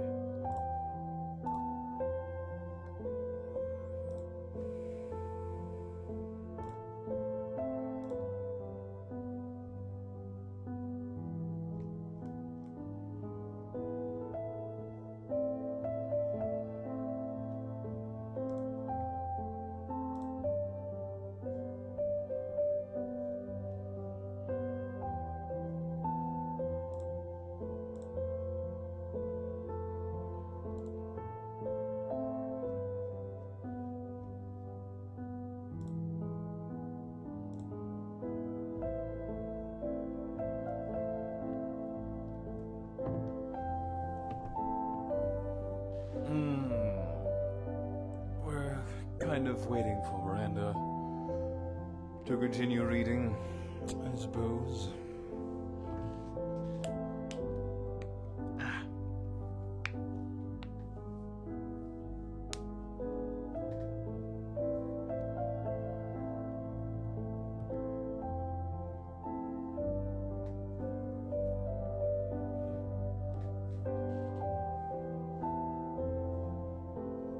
Ah, Miranda's back. Good timing. Welcome back to the land of the living. Just kidding.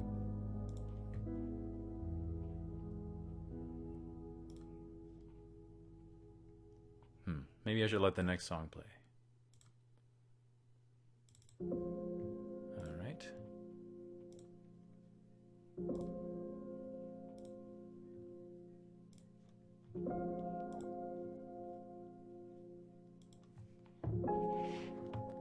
Yay! Chapter 29. Earnest is better than hip. I'll take an earnest person over a hip person every time, because hip is short-term. Earnest is long-term. Earnestness is highly underestimated. It comes from the core, while hip is trying to impress you with the surface. Hip people love parodies, but there's no such thing as a timeless parody, is there? I have more respect for the earnest guy who does something that can last for generations, and that hip people feel the need to parody. When I think of someone who is earnest, I think of a Boy Scout who works hard and becomes an Eagle Scout. When I was interviewing people to work for me, I came upon a candidate who had been an Eagle Scout. I'd almost always try to hire him. I knew there had to be an earnestness about him that outweighed any superficial urges toward hipness. Think about it. Becoming an Eagle Scout is just about the only thing you can put on your resume at age 50 that you did at age 14, and it still impresses. Despite my efforts at earnestness, I never did make it to Eagle Scout. Fashion, by the way, is commerce masquerading as hip. I'm not at all interested in fashion, which is why I rarely buy new clothes. The fact that fashion goes out of fashion and then comes back into fashion based solely on what a few people somewhere think they can sell, well, to me that's insanity. My parents taught me, you buy new clothes when your old clothes wear out. Anyone who saw what I wore to my last lecture knows this is advice I live by. My wardrobe is far from hip. It's kind of earnest. It's going to carry me through just fine. End of chapter 29.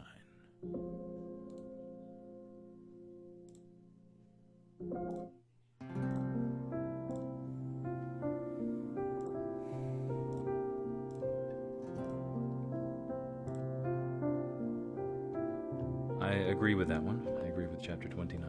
I'm gonna write that one down. Let's see.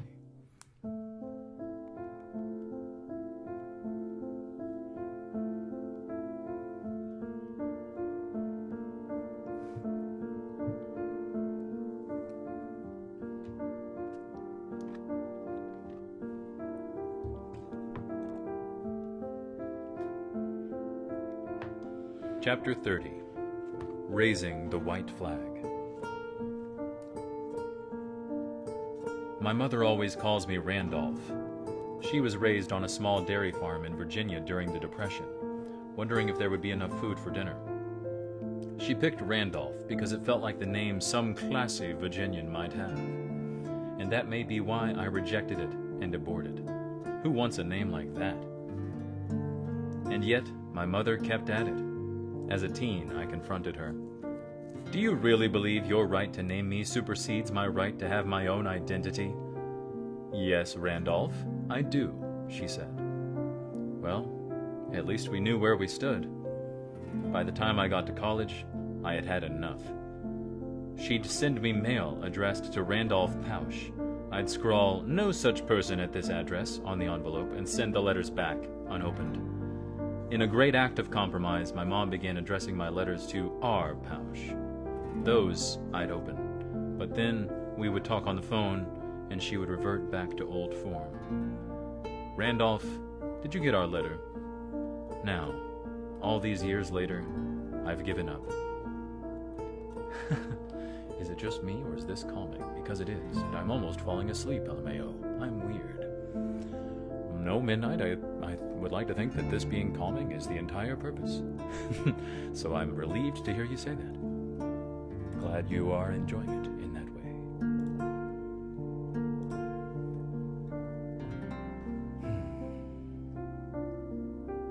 Randolph, did you get our letter?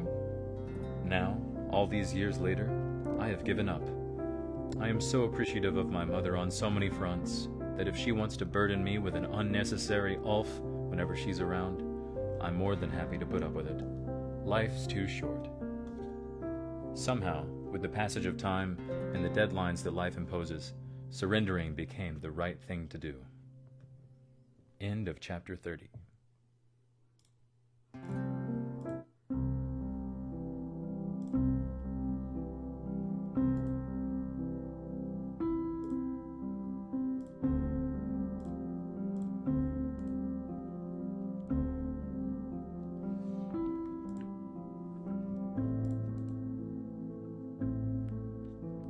Let's see.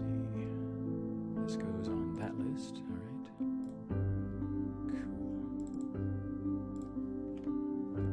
Continuing. Chapter 31. Let's make a deal. When I was in grad school, I developed the habit of tipping back my... When I was in grad school, I developed the habit of tipping back in my chair at the dining room table. I would do it whenever I visited my parents' house, and my mother would constantly reprimand me. "Randolph, you are going to break that chair," she would say. I liked leaning back in the chair. It felt comfortable, and the chair seemed to handle itself on two legs just fine. So, meal after meal after meal, I would lean back and she would reprimand. One day, my mother said, "Stop leaning back in that chair. I'm not going to tell you again." Now that sounded like something I could sign up for. So I suggested we create a contract, a parent-child agreement in writing. If I broke the chair, I would have to pay to replace not just the chair, but, as an added inducement, the entire dining room set. Replacing an individual chair on a 20-year-old set would be impossible. But until I actually broke the chair, no lectures from Mom. Certainly my mother was right. I was putting stress on the chair legs. But both of us decided that this agreement was a way to avoid arguments. I was acknowledging my responsibility in case there was damage. She was in the position of being able to say, "You should always listen to your mother," if one of the chair legs cracked. The chair has never broken, and whenever I visit her house and lean backward, the agreement still stands. There's not a cross word. In fact, the whole dynamic has changed. I won't say Mom has gone as far as to actually encourage me to lean back, but I do think she has long had her eye on a new dining room set. End of chapter 31.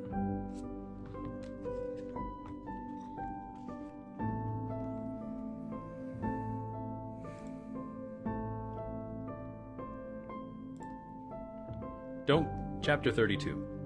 Don't complain, just work harder. Too many people go through life complaining about their problems. I've always believed that if you took 1/10 the energy you put into complaining and applied it to solving the problem, you'd be surprised by how well things can turn out.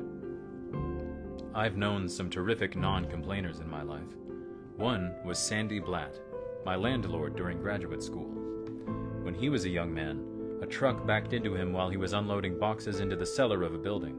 He toppled backwards down the steps and into the cellar. How far was the fall, I asked.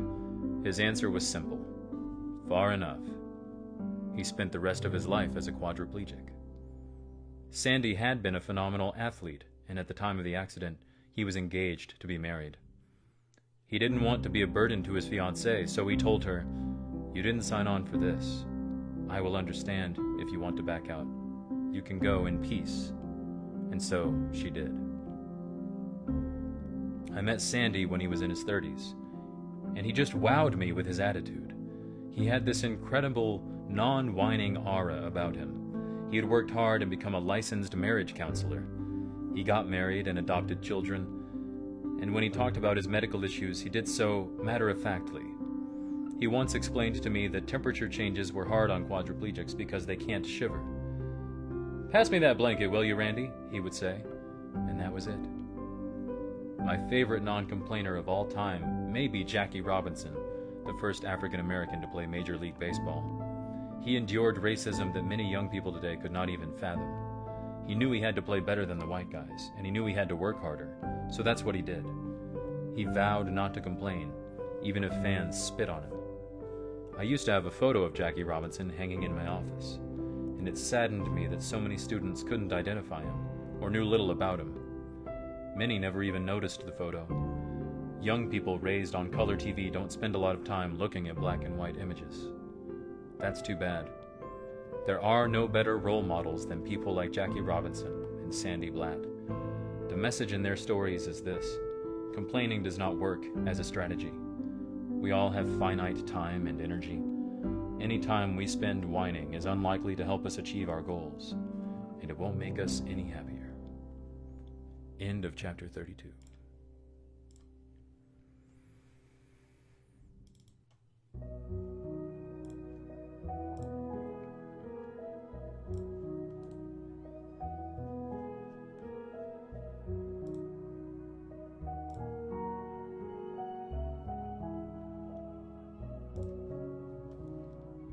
I could never do this good on like ASMR type stuff, although my channel in the future is going to be an ASMR channel. I wish to be as good as my favorite ASMR artists.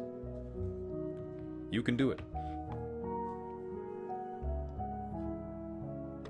Why wait?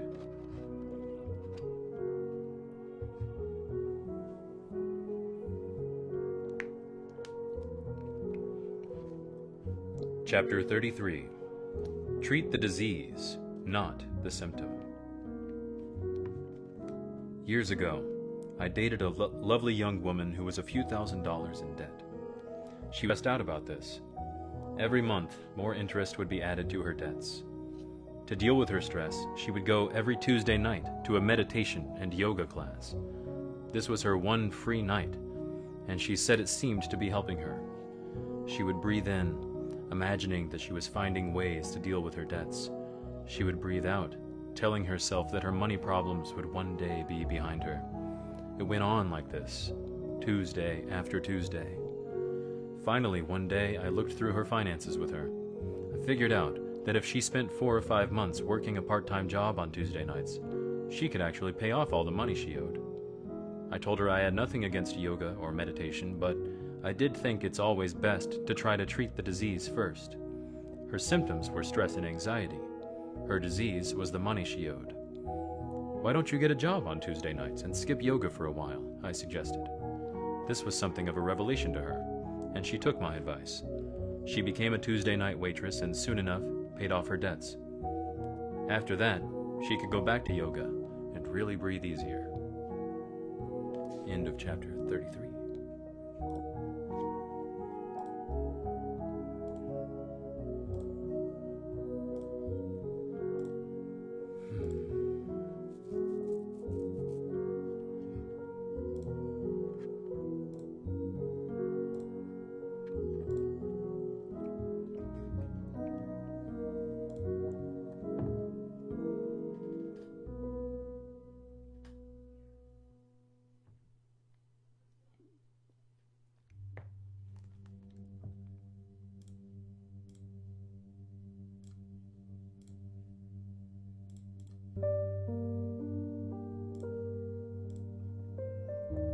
Yeah, I have plans for when I get older, but I have too many favorite ASM artists. Donating $500 to all of them might not work, but I want to be supporting to people and be kind. Aw. Chapter 34. Don't obsess over what people think. I have found that a substantial fraction of many people's days is spent worrying about what others think of them. If nobody ever worried about what was in other people's heads, we'd all be 33% more effective in our lives and on our jobs. How did I come up with 33%? I'm a scientist.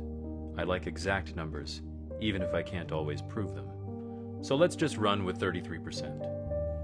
I used to tell anyone who worked in my research group, you don't ever have to worry about what I'm thinking, good or bad. I'll let you know what's in my head. That meant when I wasn't happy about something, I spoke up, often directly and not always tactfully. But on the positive side, I was able to reassure people. If I haven't said anything, you have nothing to worry about. Students and colleagues came to appreciate that, and they didn't waste a lot of time obsessing over what is Randy thinking, because mostly what I was thinking was this. I have people on my team who are 33% more effective than everyone else. That's what was in my head. End of chapter 34.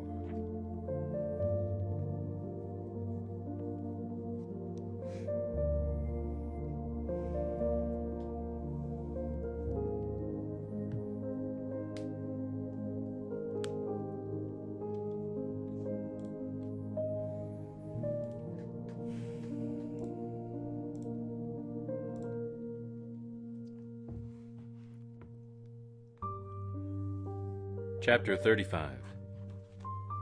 Start by sitting together. When I have to work with other people, I try to imagine us sitting together with a deck of cards. My impulse is always to put all my cards on the table face up and to say to the group, okay, what can we collectively make of this hand? Being able to work well in a group is a vital and necessary skill, both in the work world and in families. As a way to teach this, I'd always put my students into teams to work on projects. Over the years, improving group dynamics became a bit of an obsession for me. On the first day of each semester, I'd break my class into about a dozen 4-person groups. Then, on the second day of class, I'd give them a 1-page handout I had written titled, Tips for Working Successfully in a Group. We'd go over it line by line. Some students found my tips to be beneath them. They rolled their eyes. They assumed they knew how to play well with others. They had learned it in kindergarten. They didn't need my rudimentary little pointers. But the most self-aware students embraced the advice. They sensed that I was trying to teach them the fundamentals. It was a little like Coach Graham coming to practice without a football. Among my tips, meet people properly. It all starts with the introduction. Exchange contact information. Make sure you can pronounce everyone's names. Find things you have in common. You can almost always find something in common with another person, and from there it's much easier to address issues where you have differences. Sports cut across boundaries of race and wealth, and if nothing else, we all have the weather in common. Try for optimal meeting conditions. Make sure no one is hungry, cold, or tired. Meet over a meal if you can. Food softens a meeting. That's why they do lunch in Hollywood.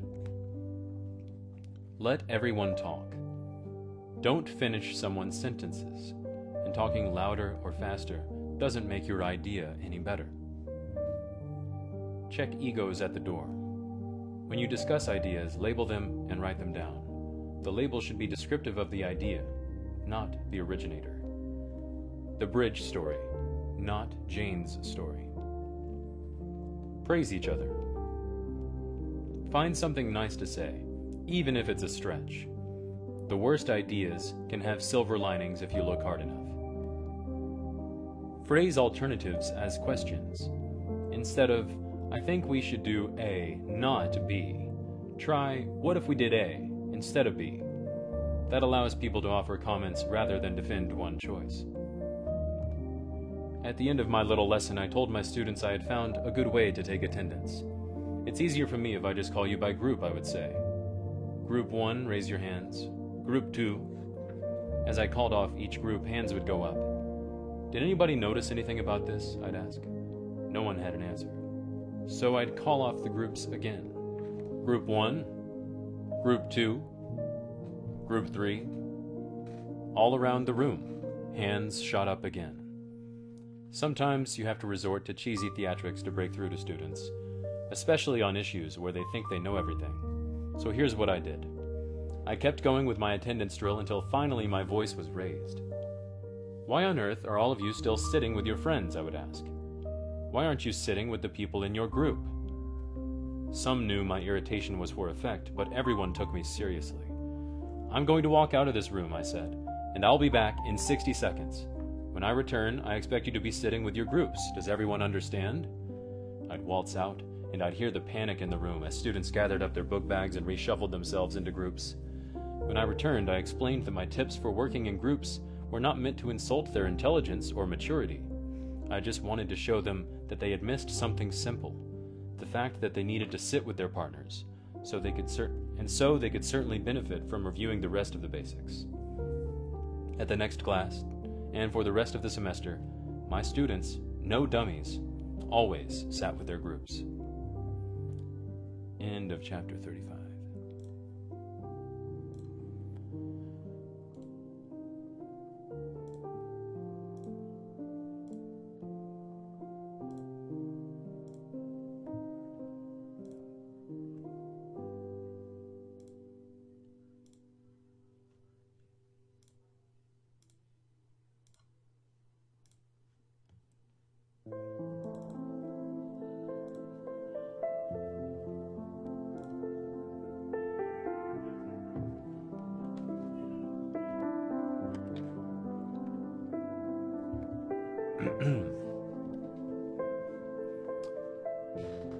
Chapter 36.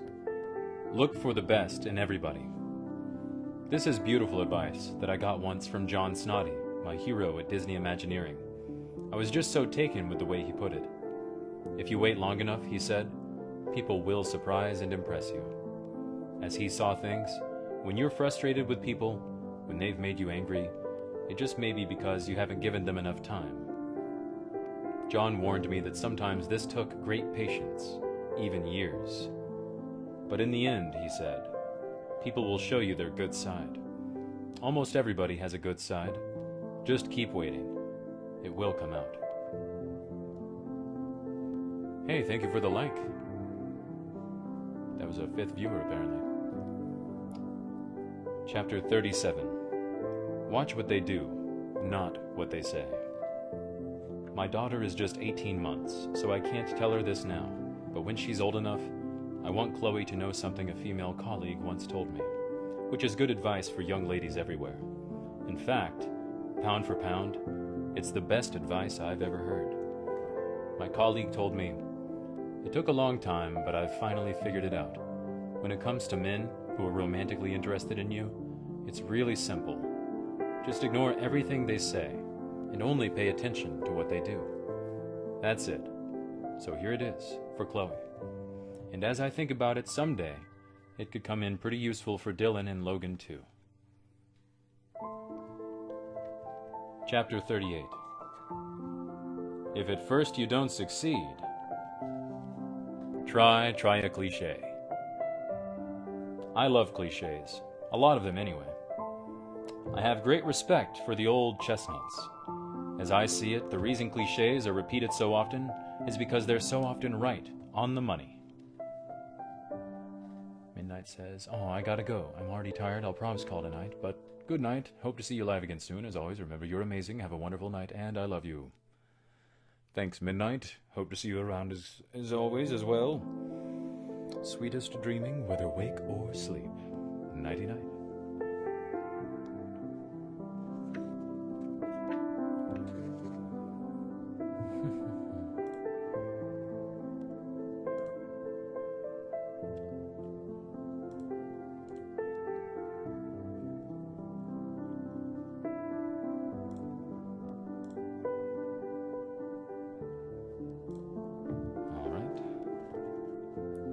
Chapter 38.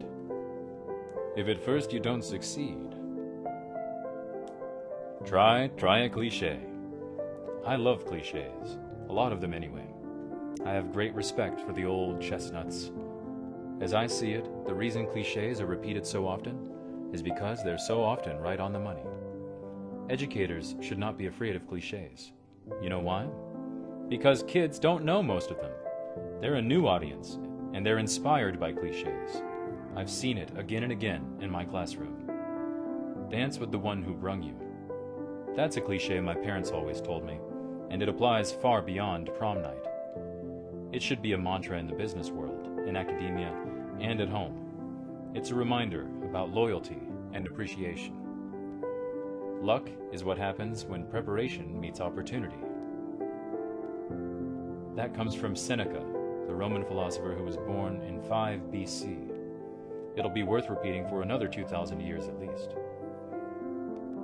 Whether you think you can or can't, you are right. That is from my cliché repertoire for incoming students. Other than that, Mrs. Lincoln, how was the play? I'd say that to students as a reminder not to focus on little issues while ignoring the major ones. I love a lot of pop culture clichés too. I don't mind when my children watch Superman, not because he's strong and can fly, but because he fights for truth, justice, and the American way. I love that line. I love the movie Rocky. I even love the theme music. And what I liked most about the original Rocky movie was that Rocky didn't care if he won the fight that ends the film. He just didn't want to get knocked out. That was his goal. During the most painful times of my treatment, Rocky was an inspiration because he reminded me, it's not how hard you hit, it's how hard you get hit and keep moving forward. Of course, of all the clichés in the world, I love football clichés the most. Colleagues were used to the sight of me wandering the halls of Carnegie Mellon, tossing a football up and down in front of me. It helped me think. They'd probably say I thought football metaphors had the same effect. But some of my students, female and male, had trouble adjusting. They'd be discussing computer algorithms and I'd be speaking football. Sorry, I'd tell them, but it will be easier for you to learn the basics of football than for me to learn a new set of life clichés. I liked my students to win one for the Gipper, to go out and execute, to keep the drive alive, to march down the field, to avoid costly turnovers, and to win games in the trenches, even if they were going to feel it on Monday. My students knew, it's not just whether you win or lose, it's how you play the cliché. End of chapter 38.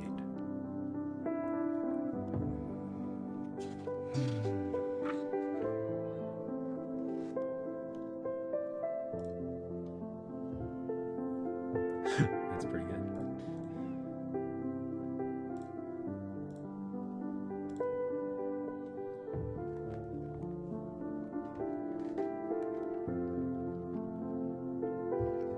All right. Chapter 39. Be the first penguin. Experience is what you get when you didn't get what you wanted. That's an expression I learned when I took a sabbatical at Electronic Arts, the video game maker. It just stuck with me, and I've ended up repeating it again and again to students. It's a phrase worth considering at every brick wall we encounter, and at every disappointment. It's also a reminder that failure is not just acceptable, it's often essential. When I taught the Building Virtual Worlds course, I encouraged students to attempt hard things and not to worry about failing. I wanted to reward that way of thinking, so at the end of each semester I would present one team of students with a penguin. It was called the First Penguin Award, and went to the team that took the biggest gamble in trying new ideas or new technology, while failing to achieve their stated goals. In essence, it was an award for glorious failure, and it celebrated out-of-the-box thinking and using imagination in a daring way. The other students came to understand. First Penguin winners were losers who were definitely going somewhere. The title of the award came from the notion that when penguins are about to jump into water that might contain predators, well, somebody's got to be the first penguin. I originally called it the Best Failure Award, but failure has so many negative connotations that students couldn't get past the word itself. Over the years, I also made a point of telling my students that in the entertainment industry, there are countless failed products. It's not like building houses, where every house built can be lived in by someone. A video game can be created and never make it through research and development, or else it comes out and no one wants to play it. Yes, video game creators who've had successes are greatly valued, but those who've had failures are valued too, sometimes even more so. Startup companies often prefer to hire a chief executive with a failed startup in his or her background. The person who failed often knows how to avoid future failures. The person who knows only success can be more oblivious to all the pitfalls. Experience is what you get when you didn't get what you wanted. And experience is often the most valuable thing you have to offer. End of chapter 39.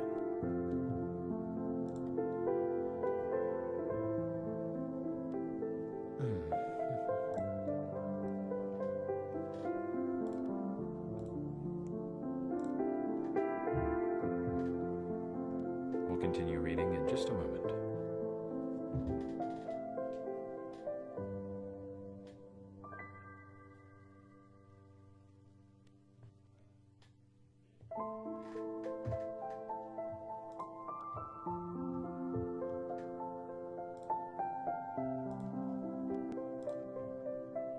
"39, I'm impressed." Impressed by what?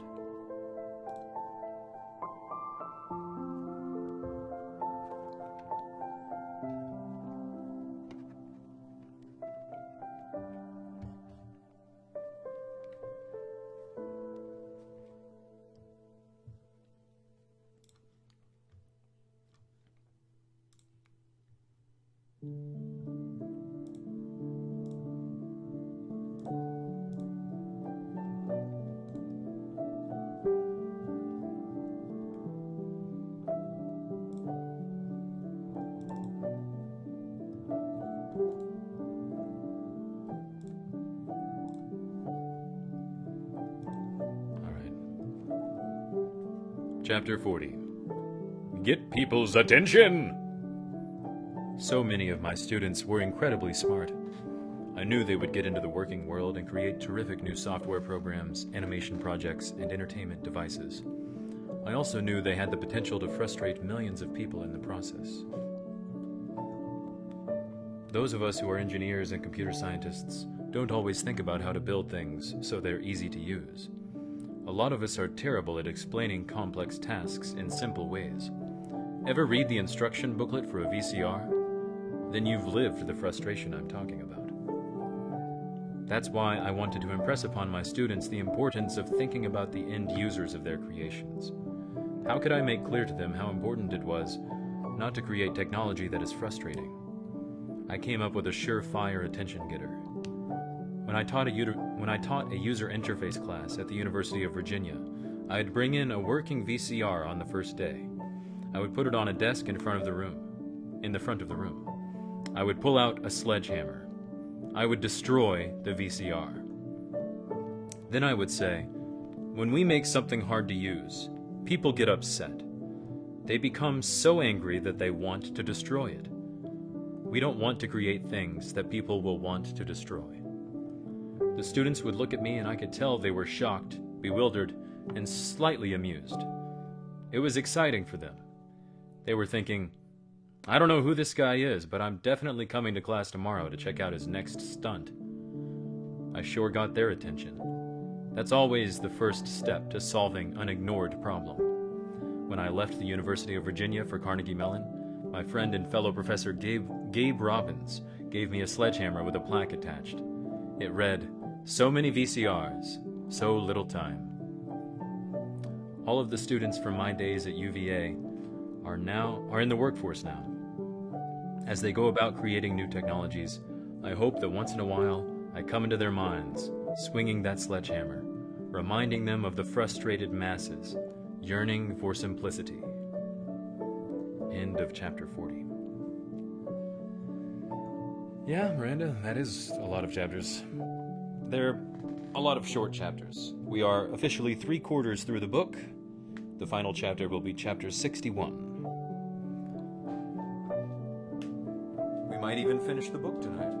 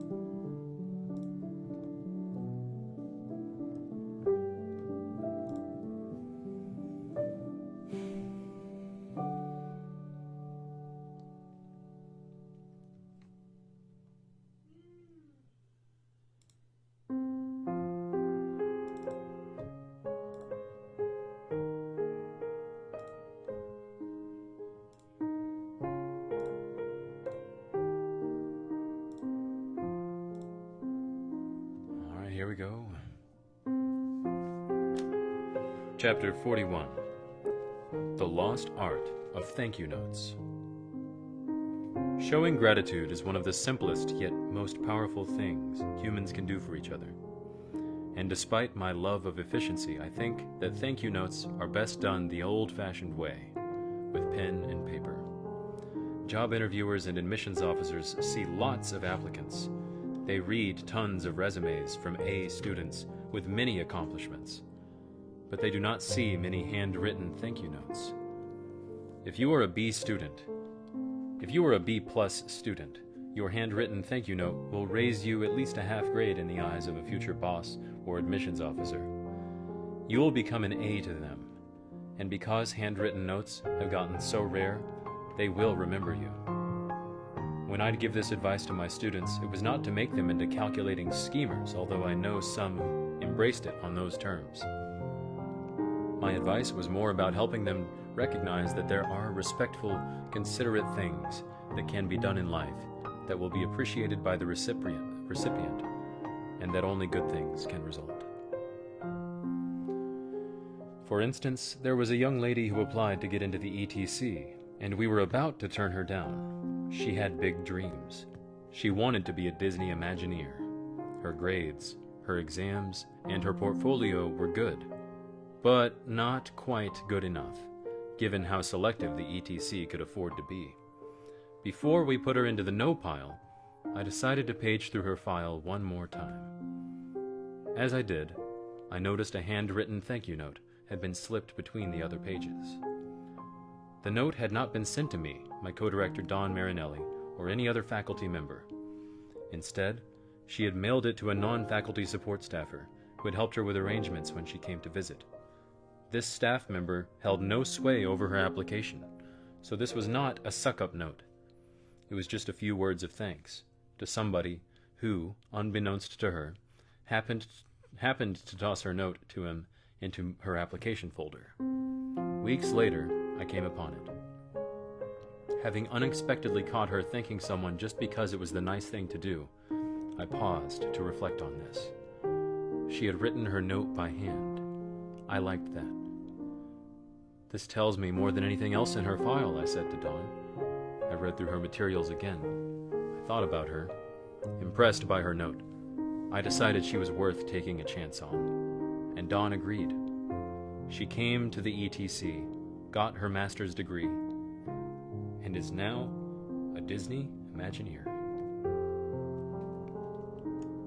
I've told her this story, and now she tells it to others. Despite all that is now going on in my life, and with my medical care, I still try to handwrite notes when it's important to do so. It's just the nice thing to do. And you never know what magic might happen after it arrives in someone's mailbox.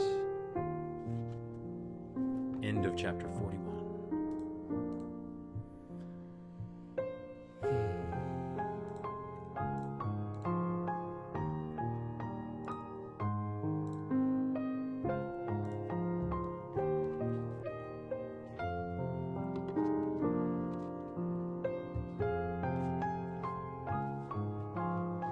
Chapter 42. Loyalty is a two-way street. When Dennis Cosgrove was an undergraduate student of mine at the University of Virginia in the early 1990s, I found him to be impressive. He was doing terrific work in my computer lab. He was a teaching assistant in the operating systems course. He was taking graduate-level courses, and he was an A student. Well, in most classes, he was an A student. In Calculus 3, he was an F student. It wasn't that he lacked the ability. He was just so focused on his computer courses, being a teaching assistant and a research assistant in my lab, that he simply stopped going to calculus class. That turned out to be a serious problem, as it was not the first time he had a semester in which he earned straight A's with an F. It was 2 weeks into a new semester when Dennis's checkered academic record caught the attention of a certain dean. He knew how smart Dennis was. He had seen his SAT and AP scores. In his view, the Fs were all due to attitude, not aptitude. He wanted to expel Dennis, but I knew Dennis had never received a single warning about any of this. In fact, all of his A's offset his Fs to the point where he couldn't even be academically suspended. Yet, the dean invoked an obscure rule that left expulsion on the table. I decided to go to bat for my student. "Look," I told the dean, "Dennis is a strong rocket with no fins. He's been a star in my lab. If we kick him out right now, we will be missing the whole point of what we're here for. We are here to teach, to nurture. I know Dennis is going somewhere special. We can't just dump him." The dean was not happy with me. In his view, I was a young professor, getting pushy. Then I got even pushier. I went tactical. The new semester had already begun. The university had cashed Dennis's tuition check. By doing so, as I saw it, they were telling him he was welcome to remain as a student. Had we expelled him before the semester, he could have tried to enroll in another school. Now it was too late for that. I asked the dean, "What if he hires a lawyer to argue this? I might just testify on his behalf. Do you want one of your faculty members testifying against the university?" The dean was taken aback. "You are a junior faculty member," he said. "You're not even tenured yet. Why are you sticking your neck out and making this the battle you want to undertake?" "I'll tell you the reason," I said. "I want to vouch for Dennis because I believe in him." The dean took a long look at me. "I'm going to remember this when your tenure case comes up," he said. In other words, if Dennis screwed up again, my judgment would be seriously questioned. "That's a deal," I told the dean, and Dennis was able to stay in school. He passed Calculus 3, did us all proud, and after graduating went on to become an award-winning star in computer science. He's been part of my life and my labs ever since. In fact, he was one of the early fathers of the Alice project. As a designer, he did groundbreaking programming work to help make the virtual reality system more accessible to young people. I went to bat for Dennis when he was 21 years old. Now, at age 37, he is going to go to bat for me. I have entrusted him with carrying Alice into the future as the research scientist designing and implementing my professional legacy. I enabled Dennis's dream way back when he needed it. And now that I need it, he is enabling mine. End of chapter 42.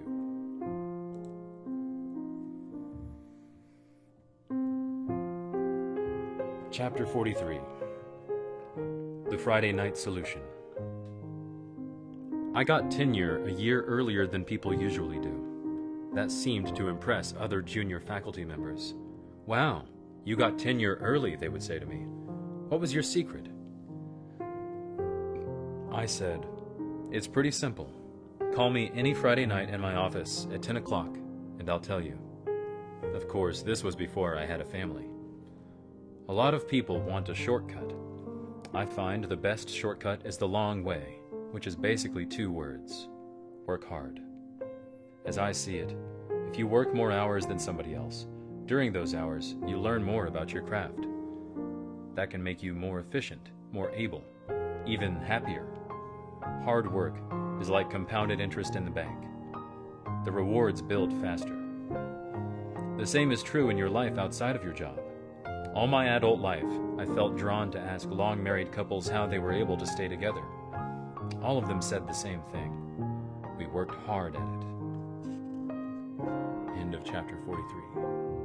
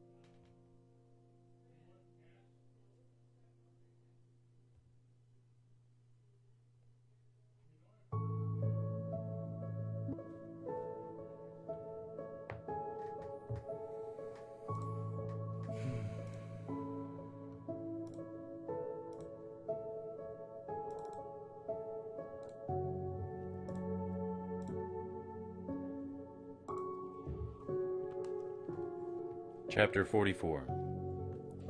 Show gratitude. No, unfortunately I have to go, but I promise I'm going to read the book. Next time I come, I'm going to say, hey, I finished the book. Have an amazing night, and just in case, Merry Christmas. Thank you very much, Miranda, for hanging around, for enjoying it. And for the well wishes, Merry Christmas to you too. Happy New Year. Happy Valentine's. See you next time, indeed, I hope. But in case I don't see you, good afternoon, good evening, and good night. And good luck. And sweetest dreaming, whether wake or sleep. Nighty-night.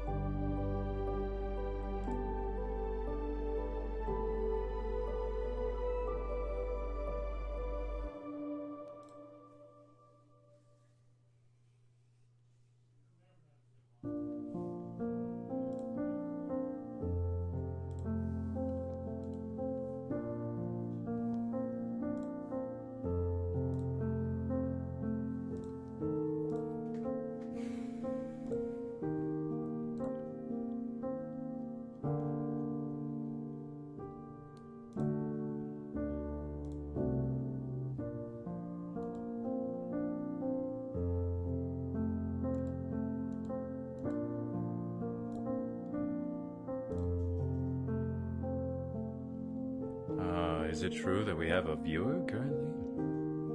I was thinking of leaving to go eat dinner, perhaps. Oh, okay, no viewers, looks like. Now would be a good time for me to go. If you made it this far, thank you very much as always for tuning in. Bye for now. Talk to you later. See you around. But in case I don't see you, good afternoon, good evening, and good night. And good luck. And sweetest dreaming, whether wake or sleep. Nighty-night.